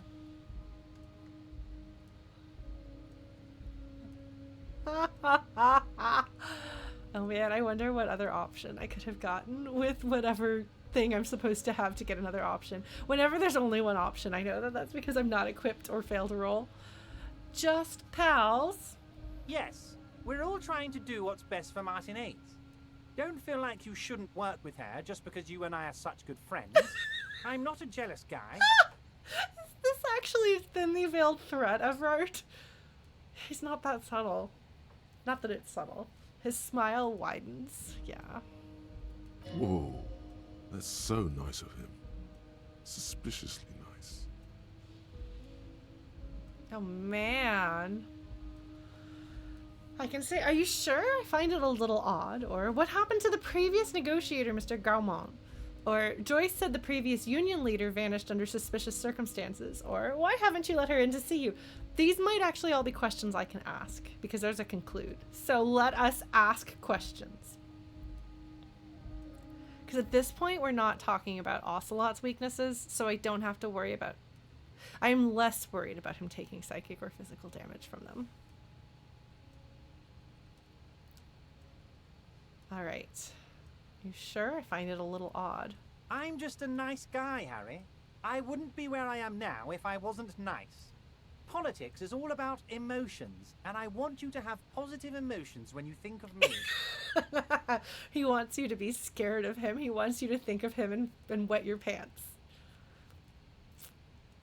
What happened to the previous negotiator, Mr. Gaumont? What do you mean, Harry? Nothing. I let him go. The big man sounds annoyed. So I can say, he made concessions for the company in previous negotiations. Why would you let an ally like that go? He's an old man, Harry.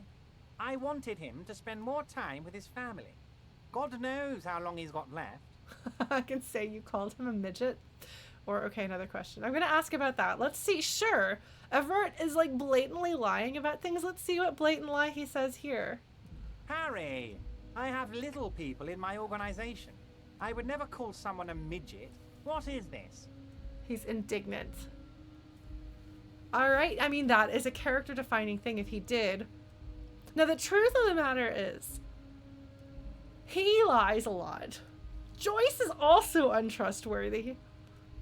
Who knows what the actual truth of the situation is, you know? It's hard to say. They're both unreliable and untrustworthy. Honestly, I'm beginning to think you're a midget, Harry. I'm only kidding, Harry. You're not a midget. No one is. We're pals. Wow, this guy he's a piece of work. My goodness. Like, because the description in there that didn't get included is abruptly he smiles and changes his tone. So I'm going to say Joyce says the previous union leader vanished under suspicious circumstances. Vanished? Harry, the woman left her casserole in the oven and couldn't make it here in time for the voting. Oh, did I leave my casserole on? Better go home and check. The election can wait. When she got back, the whole thing was over. That's very likely. Absolutely plausible. Yes, 100%. I can totally believe that. Wait, there was no mention of a casserole from Joyce.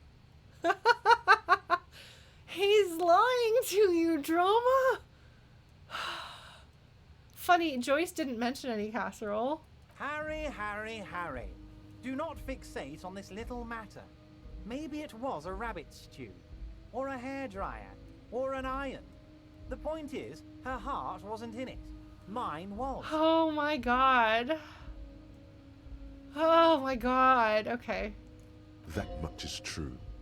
His heart truly is in it. Though you wouldn't think so by looking at him. How so, Inland Empire? I mean, we can tell that he's very serious about having power. If it's spilled blood you're looking for, then there certainly isn't any in his expression or demeanor now.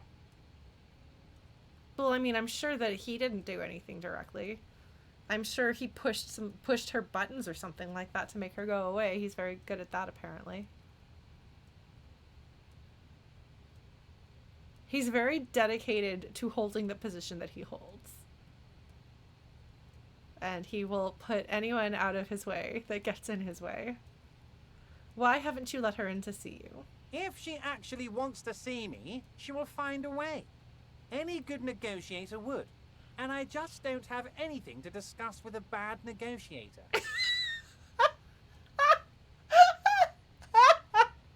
Oh my god, this man!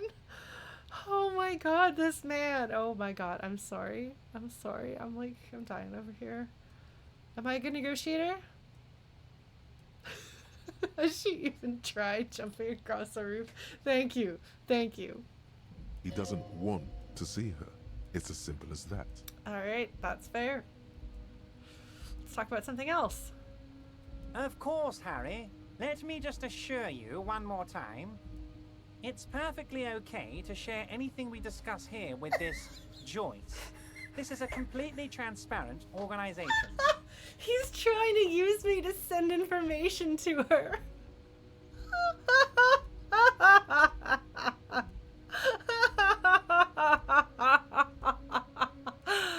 Oh my god. Okay, alright, Evrart.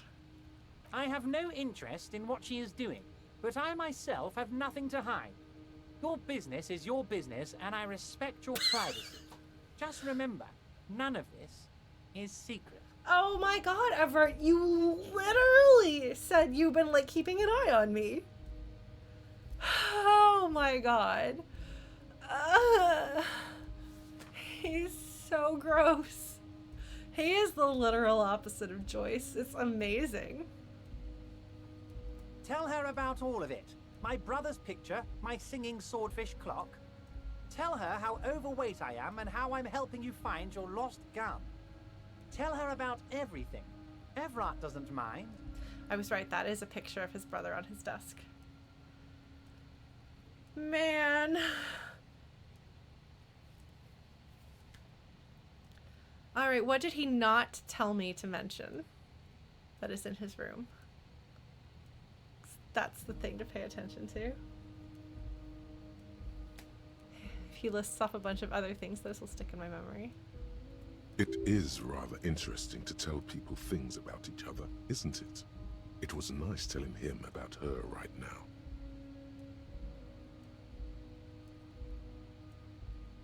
I wonder if there's some significance about the fishing, actually. I don't know what it could be. But that's so prominent that it's got to have some significance. It's got to come back somehow. There's got to be something that his fishing has to do with. I don't know what.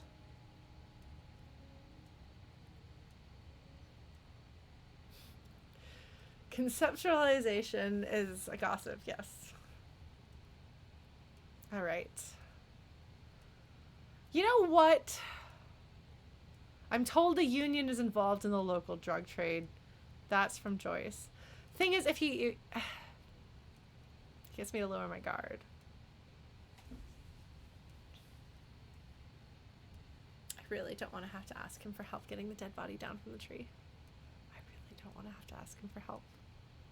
But alas, I am not good at shooting, and I shot the man in the gut instead of shooting the thing that I'm supposed to shoot. Alright. I want to talk about the hanging. Oh, of course. That's your main thing here. That's why you're in Martinez. I know everything that goes on around here, and I would love to discuss it with you. So this is where we partition our brain, and we store everything we've already thought about the possibility of what's going on out there, and then we build a little partitions secure part of our brain where we put the information that Evrart gives us, because he is going to try to poison our understanding of things, and we need to quarantine it. I mean, it's no secret that the lynching is connected to the strike. So much to talk about. Honestly, it's been weighing on me so heavily. I understand you need to interview me. I can either say, I sense there's a but, or say nothing. I'm curious, there was a secret task. Secret task, interview the union boss. Well, that's interesting. I got some points for it, though, so that's cool. All right. It's no secret that the lynching is connected to the strike. I sense there's a but. And he's going to be like, you're so smart, Harry. But there's a thing that's been keeping me up at night. I want to talk about the hanging. I mean, if we could just calmly talk, exchange information, we could blow this thing wide open. All right. What information could I possibly have that you need, sir? You've made it abundantly clear that you're able to get all the information of what happens in the vicinity. What do you possibly think that I could have to offer you in response or in exchange for information about the hanging that I can't even... The thing is, if Joyce gave me information, I would expect that it's biased and that things were left out, but that the information she gave me was at core true. There would just potentially be lying by omission. In the case of Evrart, he might just give me straight up bullshit. Like, you know? Yes, that sounds good. Let's do that. The lieutenant says with a slow nod. But I can't think straight with this thing weighing on me. You're police officers, aren't you? I have a crazy idea. You guys are basically door-opening machines. Incredibly talented at opening doors. Oh my god. He slaps himself on the forehead. He's like, his acting is so bad. It's so bad. Not the voice actor, the character. Oh, I just had this marvelous idea. He wants me to open a door. Is it the door in the Whirling in Rags? Because I will not open that door that I was otherwise painfully curious about opening. I will not open it to spite Evrart Claire. I will. Don't think I won't.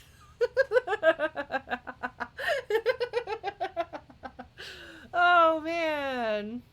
So I can say, I've opened a few doors in my life, or you've heard wrong, Evrart. We're not. There should be a comma before the direct address. Or, Kim, is that true? Are we door-opening machines? I'm gonna ask Kim. I'm not sure I understand. If you're asking us to break down someone's door, it's not going to happen. Yeah, I think that defaulting to Kim there is the right answer for me, anyway. Come now. I just need you to go open a little door for me and leave it unlocked. A simple thing. absolutely nothing shady about it. It sounds shadier because you said that. You could at least come up with like an excuse of why you need the door open. If it were Joyce, she would come up with a plausible reason why the door should be open that I could try to investigate and it would still kind of check out. But Evrart doesn't need to do that. He just tells me to do a thing that's very suspicious and says, oh, it's not suspicious. An excellent opportunity presents itself, sire. You could win the trust of the arch-liar, pretend to play into his hand. Then, should you wish, bend his efforts towards your own. Drama, do you legitimately think that we have the capacity to do that? I don't think we do. I don't think we do. I'm glad that, like, Drama is like, yeah, like, there's not even any pretense at the truth. He is absolutely lying about literally everything. There was my plan before, but I don't actually think we can pull it off. Okay, why don't you just open it yourself? Whose door is it? I bet you don't even know anything about the hanging. Or I can accept the task. Let's see, why don't you just open it yourself? Let's hear if he even bothers to try to cover it up. Harry, I'm a very busy man, and more importantly, I don't have that extraordinary physique you do. You look like you could run around all day. You literally just said. You want to send someone a message that the police are working for you. Thanks, Kim. I'm glad Kim is here to translate. I repeat, I'm a very, very busy man, Mr. Kitsuragi, and therefore I must occasionally enlist outside help. So what will it be, Harry?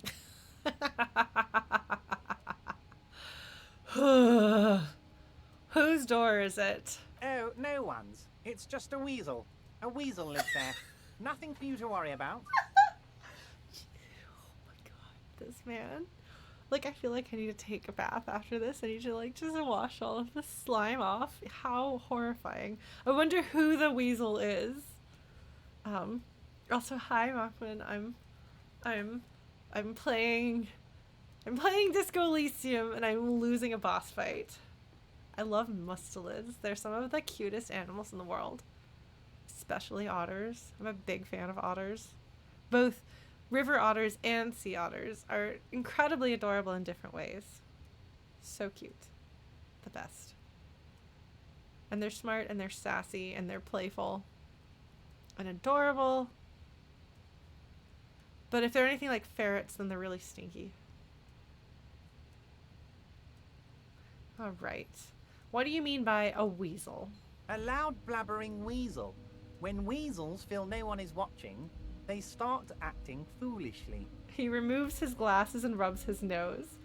He wants me to open a door so that he can go in and cause harm to, I don't know if it would be kill or threaten or what, but cause harm to somebody who's crossed him. He removes his glasses and rubs his nose. Just go there, unlock the door, and leave it open. It's been such a burden on me, Harry. I just want this to be over so I can discuss business with you. He puts his glasses back on. I bet you don't even know anything about the hanging. Harry, my dear friend, I am what people call a local bigwig. I know everything that goes on in Martinez. That's really funny. So I can either say, damn it, fine, I'll look into it, we need to talk about the murder, or I can't accept this thing. Refuse the task for now. I'm glad that they have the for now to indicate that you can come back. I'm gonna refuse it for now. Of course, Harry, I understand. But if that's the case, I don't think we'll ever find your gun. Even worse, we won't be able to speak like equals about the murder. Alright, so he's got my gun and he's gonna use my gun. I'm gonna break into somewhere and he's going to use my gun to kill the person inside so that it looks like I did it. Evrart.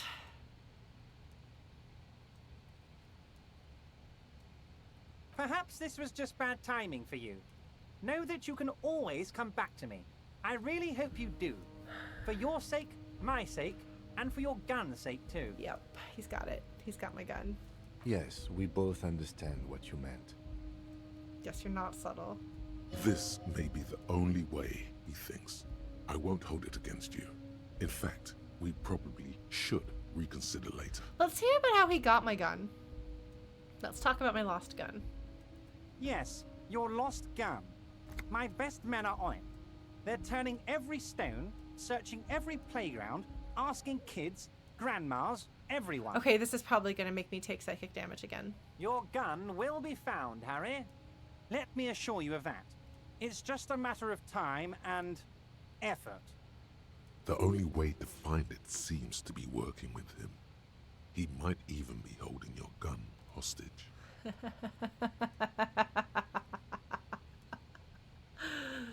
Whew.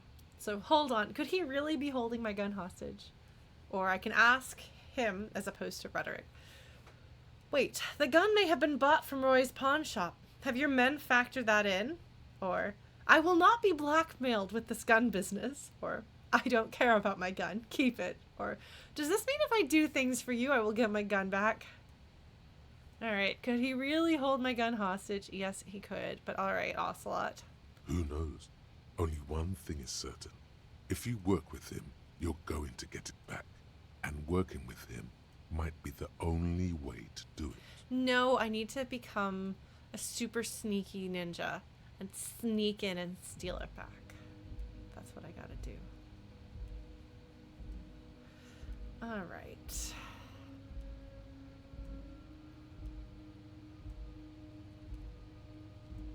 The gun may have been bought from Roy's pawn shop. Have your men factored that in? Yes, thank you for the hot tip regarding your lost gun, Harry. My men have indeed factored in that you pawned it. He's rubbing that in. Yeah, I wonder. I keep waiting for my asking these questions to result in psychic damage. Now, please, let the professionals do their job. Kick back, Harry, relax. I have great guys on this. You focus on what's important. Building our relationship for the good of Martinez. It did not come as a surprise to him. He might actually not be bullshitting.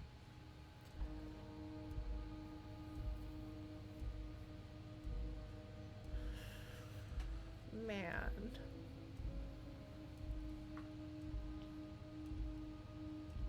I think that this boss fight might be a scripted loss. I don't think there's any way you can win. There might be, but it feels so stacked against you that it's hard to imagine.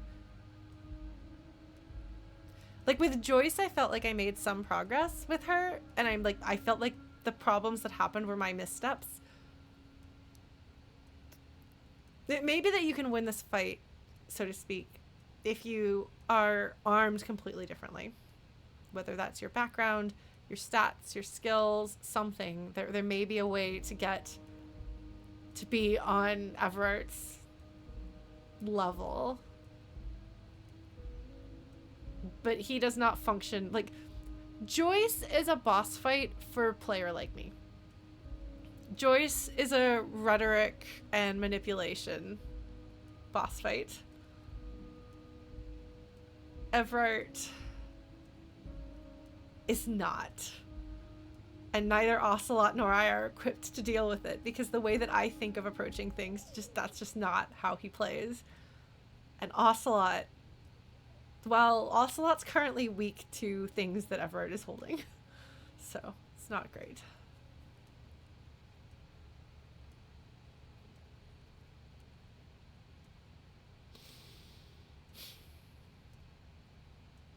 I want to say I will not be blackmailed with this gun business. But it's funny because does this mean if I do things for you I will get my gun back? That sounds most in line with Ocelot's voice as we pick up on it from his options. You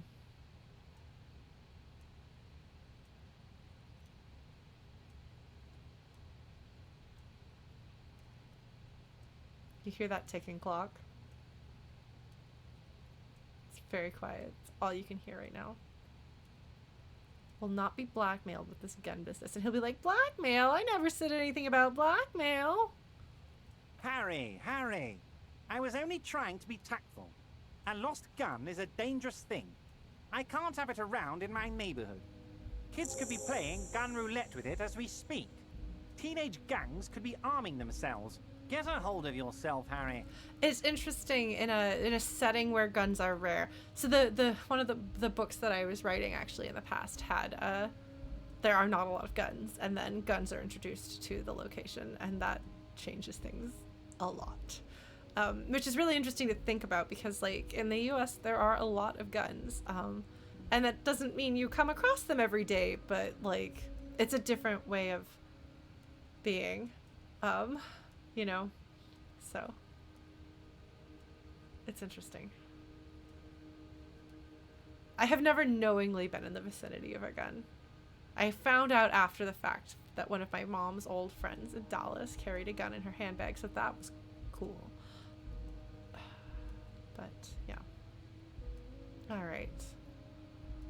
His tone is suddenly very serious when he says this. So I know that he knows where my gun is. I assure you, we are working on locating the missing sidearm as well. Thanks, Kim. The lieutenant is concerned about the lost gun and feels that the fact you haven't prioritized looking for it is unfortunate, if inevitable, and doesn't put the RCM in a good light. I did start trying to look for it, but I really don't know what else I can do. Excellent, Mr. Kitsuragi. That's excellent news. Looks like we have a friendly gun-finding competition on our hands. This is not good. Yeah, no, Gundy, but I am aware that there were more guns around me than I was conscious of. Not just as a southerner, but I was in Texas. I lived most of my life in Texas, which is a fairly gun-friendly state. So, you can get them, you can buy them from Walmart. So, yeah, that's a whole thing. Anyway.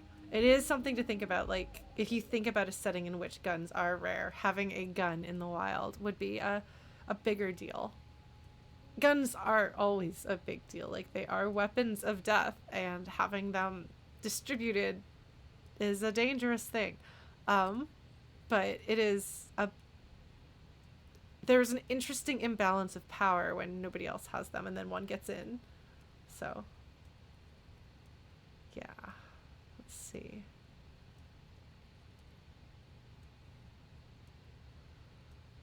I don't want to ask him about the Mr. Dubois thing, but I'm pretty sure he's got my badge, and I wonder if I ask about that, if it'll reveal that he's probably got my badge, and I can talk to Kim about that later. Let's see. Let's see.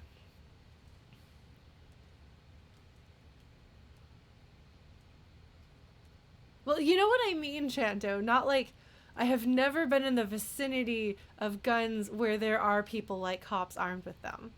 At least I assume you would know what I was referring to. Like, I don't generally hang around guns, so I have never owned one myself, and I have no close friends or people that I have relationships with who have had guns that I have been conscious of while in their company. It turns out that sometimes people have guns on them that you don't know about. And so I'm sure that I was around more than I knew about. But as far as me, personally, socially, in my everyday life, no. Yes, there are police officers. I have, in fact, been around police officers in my life. But I thought it was clear that that was not what I was referring to. Oh man, we can get into like the gun control conversation. I think that's one we haven't yet had during Disco Elysium.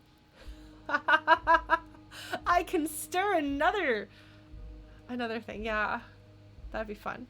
Let's see. I just don't want to talk to Everett. I just want to turn around and walk out the door and find another way. I don't know that I can. But I also want to know if he's got my badge. I'm gonna ask, you called me Mr. Dubois. Why? Let's ask that. Of course. Let us dispatch with the formalities. You call me Evrart, I call you Harry. That's what the hanged corpse called you. Harry. Oh god, I don't have any way of subtly getting out of this. So that's really my name. My god, so it's true. I didn't want to believe it, but you are a fantastic science fiction amnesiac cop, aren't you? What are the odds of that? He shrugs with an amazed expression. Well, now he's going to... This actually gives him information that I don't really need to confirm. It's already been, like, I've done that enough. Enough people know. But I wonder what I have forgotten that may be advantageous to him that I have forgotten it. I think the odds of that are very low. It might be a good idea to hide your confusion. I mean, see what his game is first. Yeah, that's a little unideal. My memory is fine. I'm just testing you. So good to hear that, Harry. Apparently, my sources were wrong. However, if you did have a spot of memory trouble, I could help you out with my big fat folder. Okay, that's good to know. I'm going to have to sneak in here and get that. With all of my points and sneaking and dexterity. Words flow like a river of honey from his lips. I guess word has already reached him. No matter. No harm done. Yeah, that's kind of what I expected, Rhetoric. But I'm glad to know that my hunch that being cautious here is a good idea was correct. Are you trying to tell me you've gotten hold of some of our documents? Okay, we're going to find out. He's got my badge. The lieutenant inspects Evrart over his spectacles. Mr. Kitsuragi, would you mind?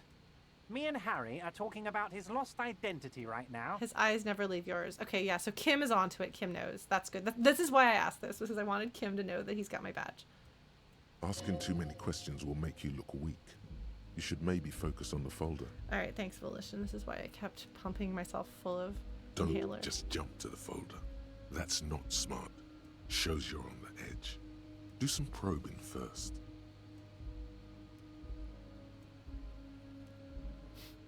What kind of cop does it say I am? Well, Harry, if I were to sum you up in one word, it would be apologetic. I wonder if the response that he gives here has to do with the way that you talk to other people prior to talking to him. If there's actually like enough flags that it'll turn it a little bit. That's what I would imagine.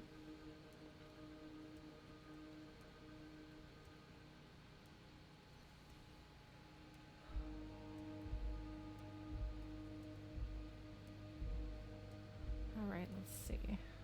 What? I'm not apologetic. I'm confident. Well, you sure come off as very confident in all our interactions, Harry. You're a real man's man. I've done some confidence in talking to him. Let's see.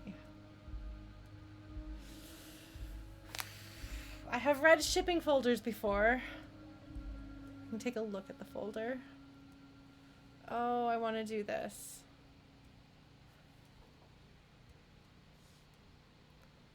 I want to save. And come back to this. I'm gonna do it. Just in case it winds up doing something that breaks the game for me. I'm gonna do that if you'll forgive me. Of course, Harry, of course. Wait. You need this to get in and out through the gate. Great, wouldn't want to get stuck in here. Here, you're one of us now. A real red and white Union man.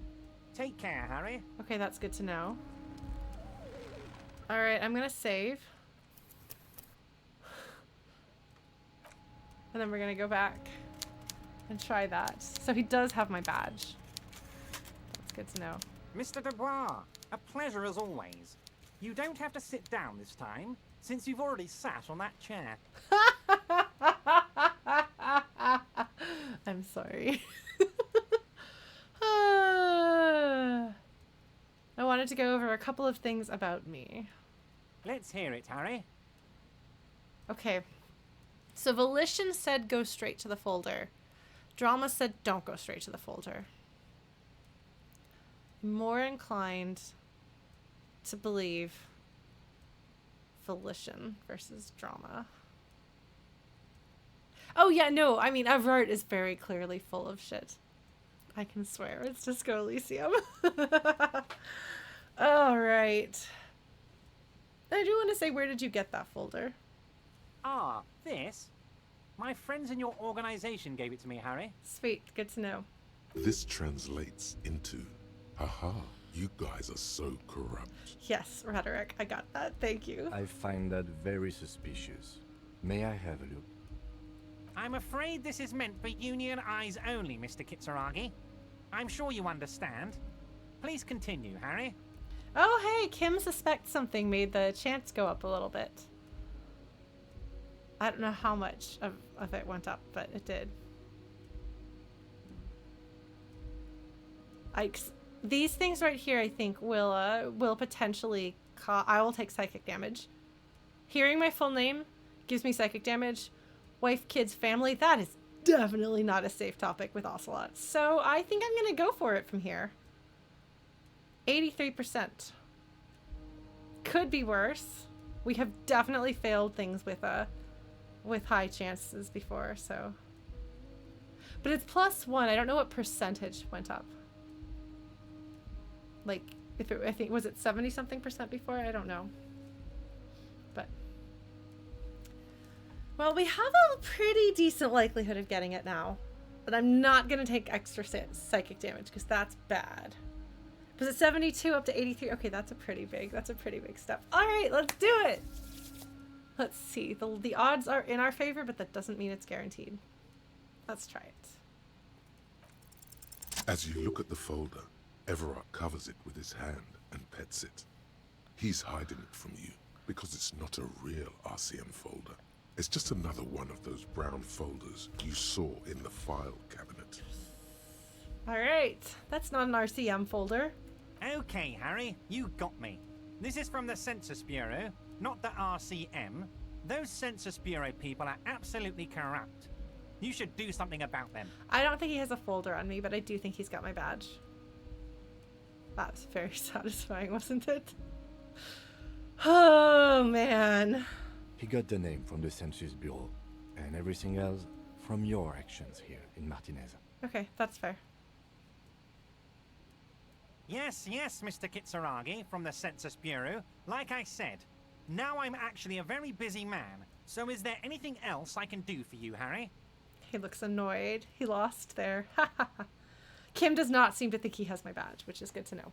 That means he doesn't really know anything about you. Okay, sweet. Okay, actually, in that case, I'm very glad I've called his bluff there. A pity. The mystery of you will have to remain a mystery for the time being. So the Census Bureau says my name is Harry Dubois. Yes, that's what I said. Try to keep up, okay? Let's move on. Oh, man. We can at least find out. I'm gonna save. See you soon, Debardeur. Just kidding, but not too much. All right, we're gonna save again because that went okay. I did score a point. I don't know how much of a difference that'll make. Mr. Dubois, a pleasure as always. You don't have to sit down this time, since you've already sat on that chair. All right, I'm told the union is involved in the local drug trade. Let's just hear what he has to say about this. What? Harry, how could you say that to me? You know I appreciate a joke as much as any jolly fat guy, but I can't take slander. Are you actually investigating this? The reaction appears to be sincere, but it's impossible to tell with this guy, honestly. I mean, he's lying, drama. I'm sorry. He's lying. No, he's full of shit, drama. No, I'm not. Let's see if I can fool him. I probably can't. You've hurt me, Harry. Me, a friend. The man... But you know what? The man rubs his temple and closes his eyes in pain. And then he says, but you know what? He perks up. I trust you, like I trust all my friends. And I know you'll never talk to me about this again, because you don't want to wound me. So do what you want, and let's change the subject. Okay, that's actually not great. He's hiding his real reaction beneath courtesy. Okay, that's actually maybe not a good thing to have talked to him about. Thank you for your understanding. We will continue to do what we must. You too, Lieutenant. You know, I like you, but you never were my favorite. I'm a Harry guy. I'm Team Harry. Uh-huh, Evrart. None taken. Did we have anything else to do here, Harry? He started calling me Harry. Because we know that that's my name. Could you help me get a dead body down from a tree? You might have noticed there's one hanging on a tree behind the hostel cafeteria. Oh my. Don't take this question personally, but why would I get involved in this matter? Because we asked. Mr. Clare, the man was hanged with a cargo belt. A steel-reinforced cargo belt. It's safe to assume the Union had something to do with the murder. Besides, getting the body down would benefit all of us. It's a stain on the neighborhood. Yeah, I don't want to tell him this. I don't want him to know that I'm actually not an idiot. You're a community leader. Help your community out. That sounds like a dumb thing to say. Let's say that. I can certainly see how having him up there might start affecting some real estate values. He licks his fat lips and smiles. Should just say he licks his lips and smiles. But of course, all joking aside, I am going to help you. He picks up the handset of a radio phone to his right, then clicks a button. Jean-Luc, my boy, I'm sending 2 police officers down. They have a dead body in a tree problem they need help with. Namely, they need it to be taken down. Is that Measurehead's real name? Am I gonna have to collaborate with Measurehead? I don't want to do that. Oh, no. And Jean, please take it easy with the race science. That's a yes to getting the body down, no to the race science. He hangs up and turns back to you. You can find Jean-Luc down at the gates. He's the big impressive one. You know, tattoos, muscles, ethnic looking. Can't miss him. Great guy. Ethnic looking.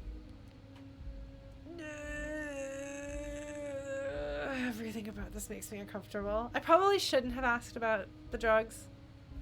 But at least I know that he will actually cover that. He will lie and get mad about that. So that's kind of good to know. Okay. I'm not going to open the door just yet.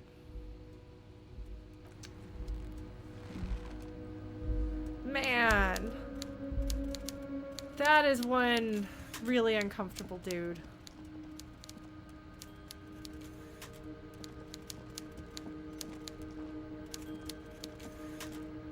Oh, we went down the stairs made of... Oh, I'm glad I didn't just straight up die there. Okay, hold on. Getting the body down.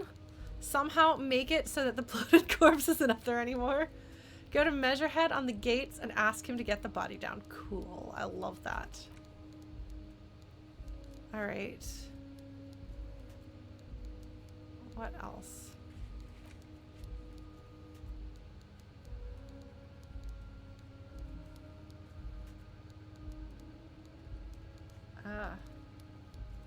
Timing wise. Wait, wave 300, 2100 L. I don't know what that means, but I'm curious about it. And I don't know what JRN means. And then this right here. Okay, so that means that the find your okay, cool. Great. Wonderful. That's good. That's very good.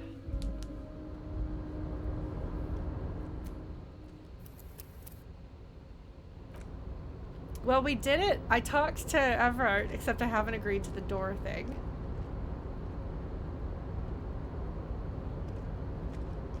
Oh, hey, mister.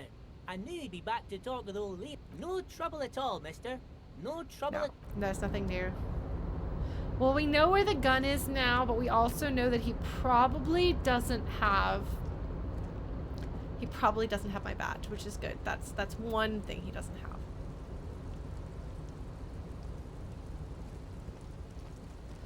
Alright, well, I was prepared for him to be a complex character that I had complicated feelings about.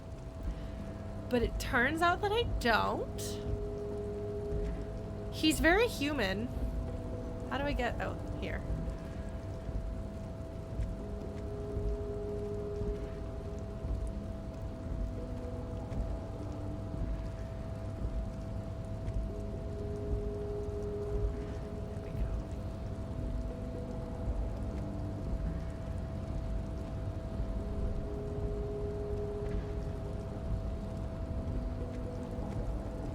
So he wants me to go and tell Joyce. And maybe I will.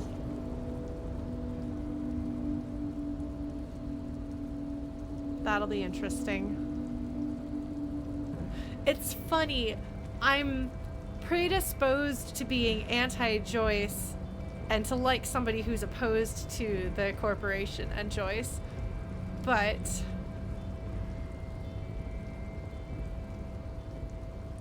Evrart is so incredibly unlikable that it does make you like her more, and you kind of want to side with her more, you know?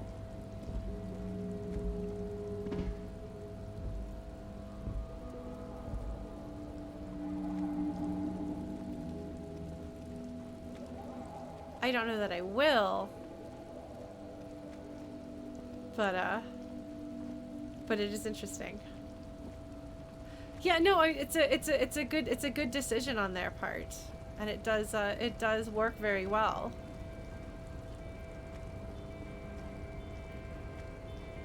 Let's see. I don't remember if I knew how to get down. I'm just gonna have to wander around a bunch, and you're just gonna have to deal with that.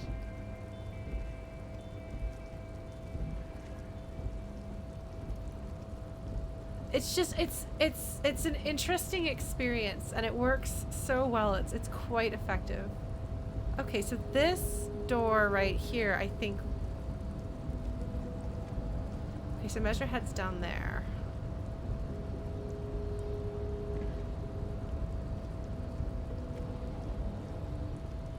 I'm not asking to have the game or the characters explained to me.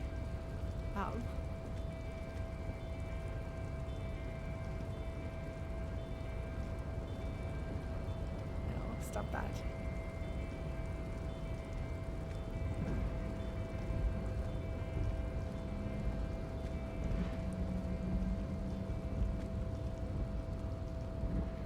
Well, it's such an interesting contrast having her be so reasonable, relatively speaking. I don't know how I'm supposed to get down. I'll figure it out eventually. I'm really not good at finding my way around maps though, so don't be surprised. Oh wait, actually I think I can probably go actually through the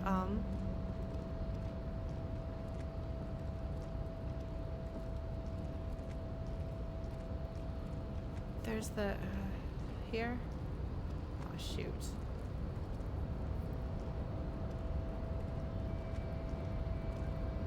I'm not running. I don't want to run. If I want to run, I'll run, but I'm not running, and you can't make me run by asking about running. That won't work, I promise.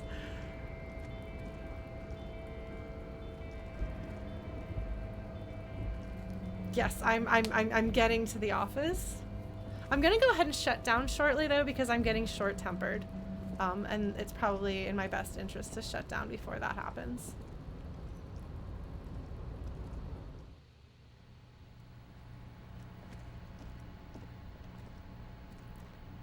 Nothing new here besides, yeah. Don't think there's anything else in here. The file cabinet stands steady as ever. Hundreds of and the same materials. You already went through all of these. Okay. Remember, Leo, Everart's all items on the list have been crossed out, and the note itself is crumpled. Right. Oh, we've now seen Evart's plants. The whirling borscht. The drawer slides shut. I'm curious about that. But he does know Garta because he goes to the Whirling Rags and knows the cafeteria manager. Alright. So we're now on the other side of this. Oh, and this takes you right to Measurehead. We're not going to do that. We're not going to progress the plot. No thanks. I will pass.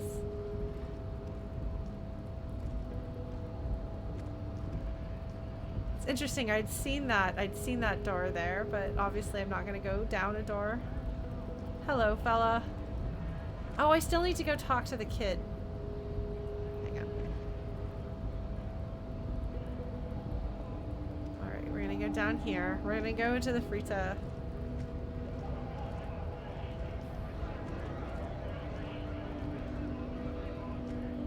And turn in the trash that we picked up.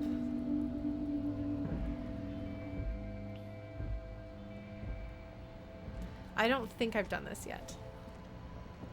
The tear machine stands in the corner. A sign says, 1 bottle equals 10 cents. Alright, insert your bottles. Your bottles clunk into the machine, and the money appears with a satisfying jingle. You're a richer man now. Yay! How much money have I got now? I've got 14.44 real. So I only need to get like 6 real. Excellent. Good.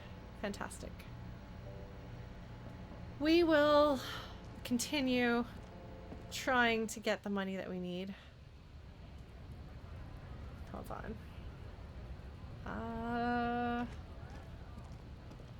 What else is there to do this time around? I still need to talk to...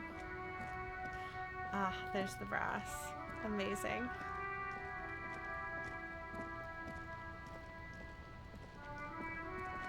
I really should talk to this fellow about the smuggling. I don't really want to, because I like him, but hold on. We're gonna equip this. This music makes me very happy.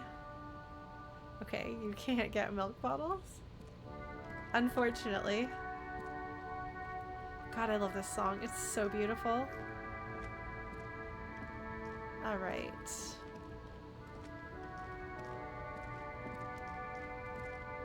See if the pale driver already left.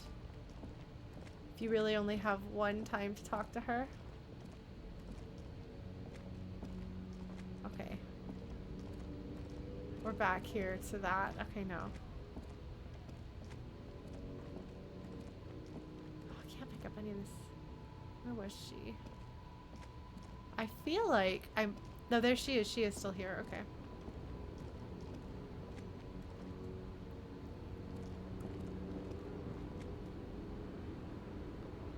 Alright. I'm just taking a look to see what else has maybe changed. Also, in case there's any more trash that I can turn into monies. I might see if I can bum some money off of somebody after all. Probably the little old lady. The cryptozoologist's wife. Let's see.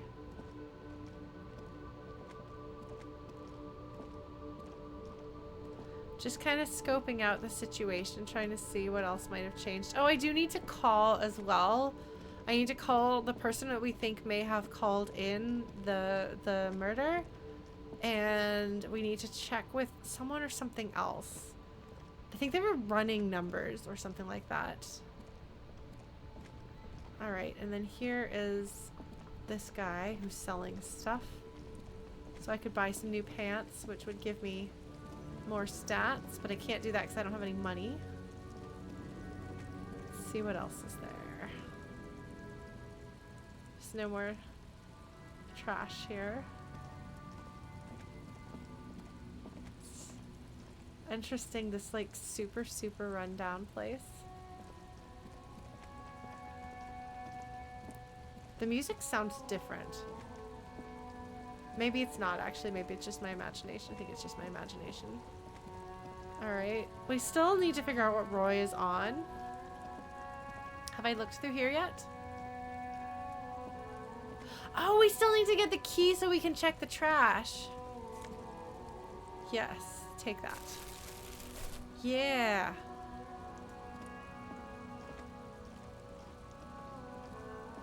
Okay, I can't do anything with this. Alright. 55 bottles to go. Yeah, we'll see what else I can get my hands on.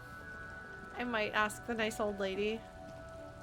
Because the nice old lady is the one that's least likely to screw me over. I can also sell some of the stuff I've picked up in my inventory. I have these things that can be sold. I can't sell Kim's handkerchief. These are really not worth a lot, though. They're really not worth a lot.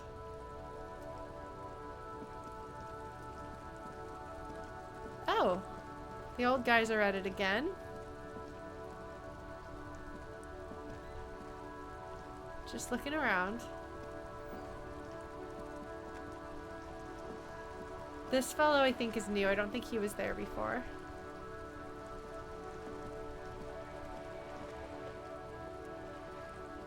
This person is new.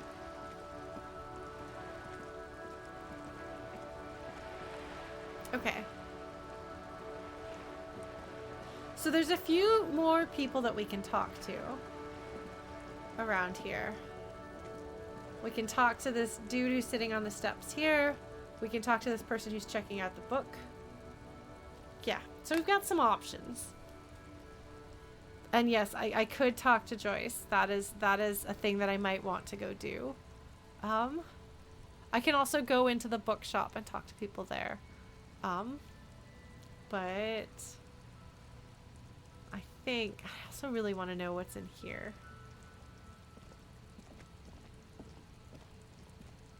I wonder if I can break my way in there. That seems like that would get some attention. And then, of course, the kids will be back here. And then there's this lady smoking up on the roof that I don't know how to get to. So we've got options. We've got a lot of options of things to do. I will, I'll talk to Garta about actually getting that key to investigate. But we'll do that later. And then, of course, there's the people inside there to talk to. But that let me know that was a boss fight that we maybe didn't want to play yet today.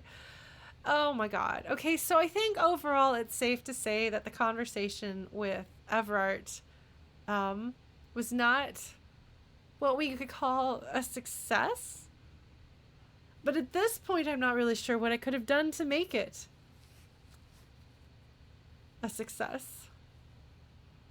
So I think I did my best. It is so interesting to me to play a game that will penalize you for asking every question on your list. Like, I'm so used to, like, you ask everything and then you pick between, like, the binary answers to, like, get a response. But in this case, like, there are questions you don't ask because you don't want word getting back about something, or you don't want that person to get upset, or you don't want to talk about that subject because then Ocelot's going to take damage. Yes, absolutely. We are friends, trust and confidence. No, but the thing is, we do have information that we didn't have before. We know that he's got the gun, but we also know he doesn't have the badge. And that's good to know. If I partner with him and open that door with a weasel inside of it, the way that he talks about the weasel inside of it, if he just said, oh, I just need to get in, I wouldn't be as suspicious immediately. But the fact that he wants me, as the cop, to open the door, and I think, I don't know if it was Kim or one of the pieces of my brain was saying, the reason why he wants this is because, hold on. I guess we might as well switch to this. Like, the reason why he wants this is because he wants to show that the cops are working with him. I don't actually think that's what it is. I think that what he wants to do is frame the cops. But I think that it's good that part of Ocelot's brain, I think it was part of Ocelot's brain, suggested that he wanted the cops to be seen working with him, because I think that is likely to put you on your guard. Okay, Kim said that you want to send the message that the police are working for you. I think that for me seems like that will prime you to second guess that, to think about the consequences, to think about the fact that people will see you going in there, and that's what he's trying to get. But actually, as it turns out, I think since he's got my gun and he wants me to do this, I think he might try to frame me for murder. Or something. It's entirely possible he might not. That is just like an out there like thing. Because, like, what would he stand to gain from that? I don't know. But I wouldn't put it past him. He is absolutely shameless. Like, he is shameless and like super like unskilled at negotiating. Like he basically like, this is a game that's based in words rather than actions. Like this isn't a game where you put points in shooting and you level up. I mean, like kind of like indirectly, but that's not like the main gameplay mechanic is talking to people. So you can't really have one of the like primary like big first bosses be somebody who I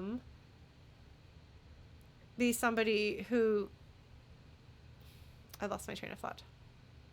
Wait, like you can't have it be somebody who depends on like he's gonna bludgeon you, he's gonna fight you. First you try to hit him, and then he tries to hit you, and then you try to hit him, and then he tries to hit you. Like the gameplay mechanics simply aren't set up for that. There will be situations in which combat arises, like that's clear. I could have gone and tried to punch Measurehead, but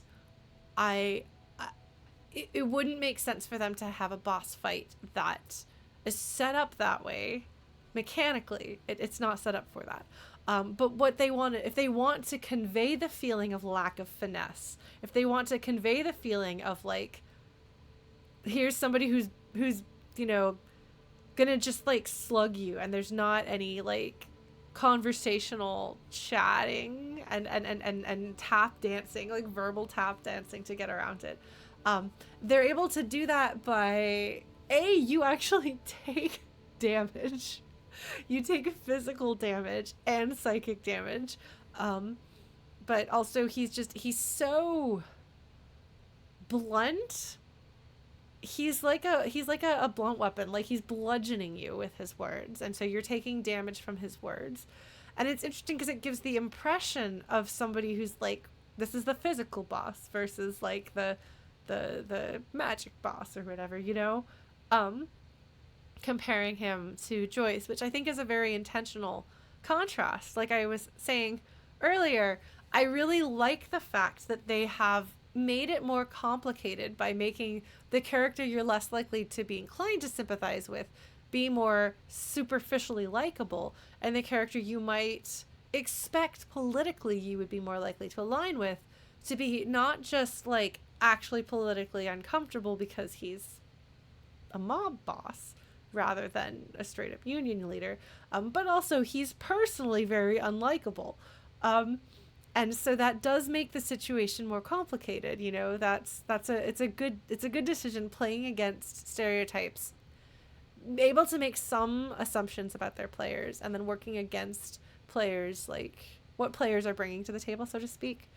I think that's very clever. And it does make the situation more complicated for you. It makes the experience more interesting, and I like that. And I'm wondering how much more they're going to do with that as we get to know more characters. And we have people that defy expectations in a way that complicates things, like both personally and politically. They're good writers. They know what they're doing. They're very clever. I felt very outclassed talking to Evrart. And again, I'm not sure what I could have come to this and done differently other than having perhaps a different character build. But it's entirely possible. See, Inland Empire, I don't know if what I got out of that was that Inland Empire said he had sincerity under the sleaze. I think what I take away from it is that there are things he values. He's not a man that is... What's the word? Like, he doesn't just take shallow, superficial, thoughtless actions based on what feels good in the moment. There are things that are values that drive him. He does have like his guiding light. It's not necessarily that he's an idealistic person who does what he thinks is morally good or anything like that. But he does have things that he thinks are important. I suspect that if he has like redeeming traits, it is that he is loyal to his people on some level, which I think is kind of what we're set up to see with Leo.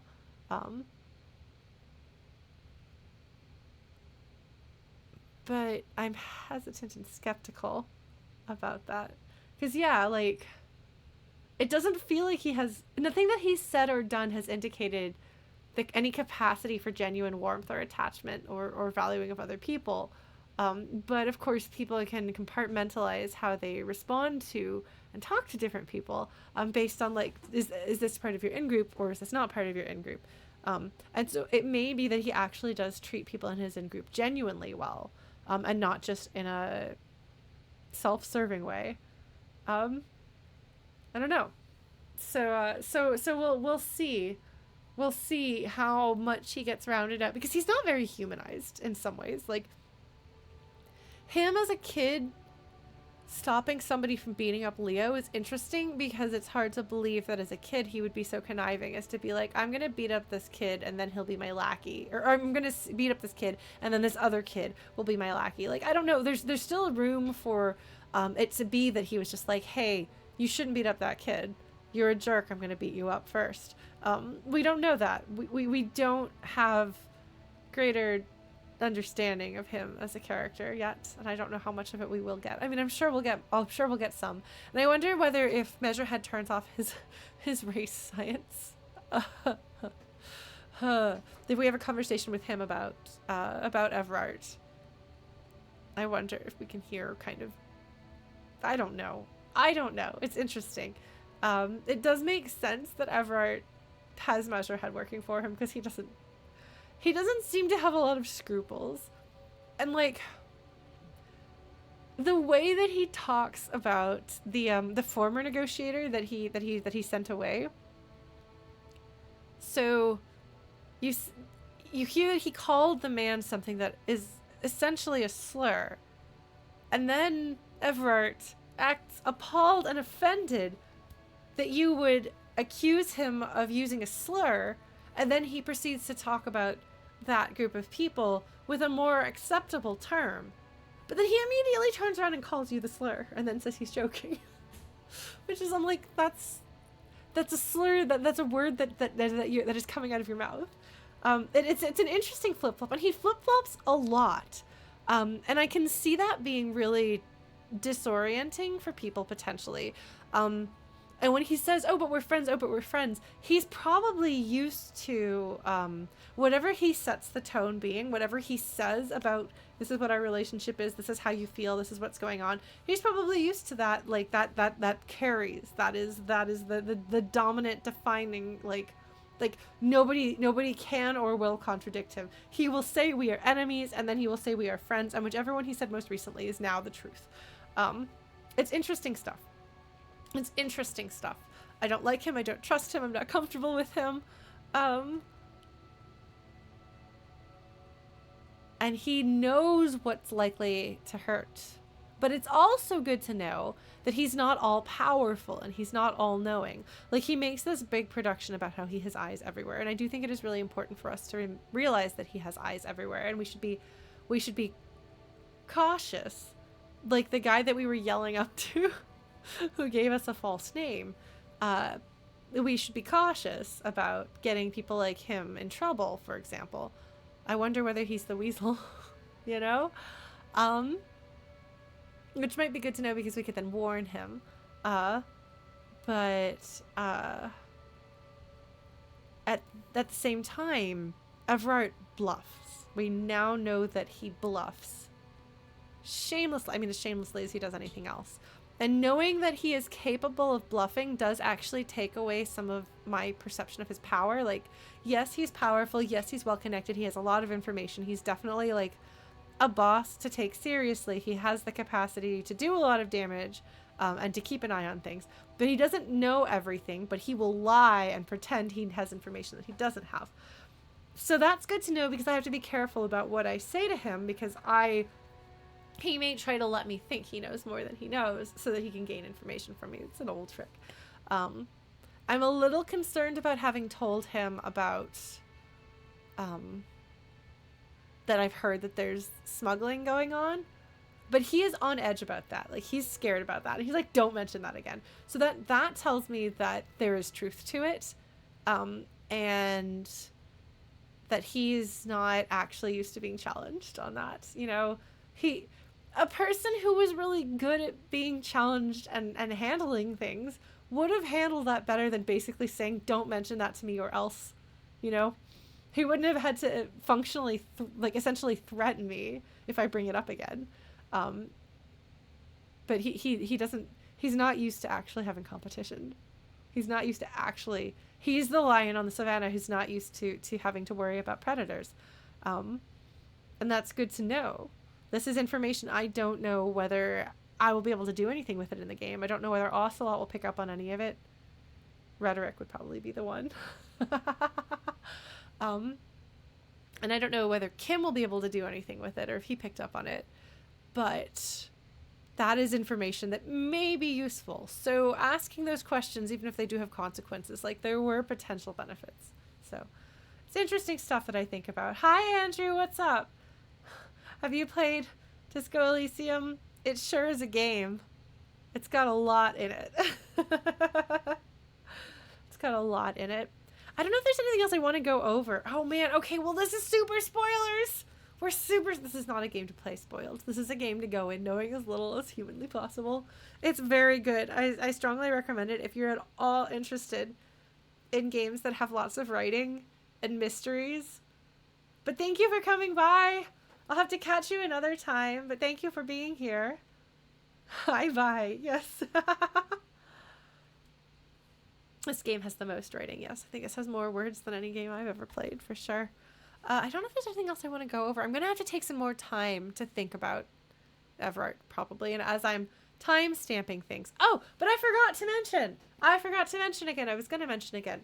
Just as a reminder, I will be doing my first ever sponsored streams on Monday and Wednesday next week. Monday is at 8 and Wednesday is at 7 on Eastern. I will tell you about those on Discord, so follow us on Discord. I'm going to try to schedule a belated streamiversary celebration now that I'm healthier. So I'll let you know when that is. There'll be music and maybe tarot.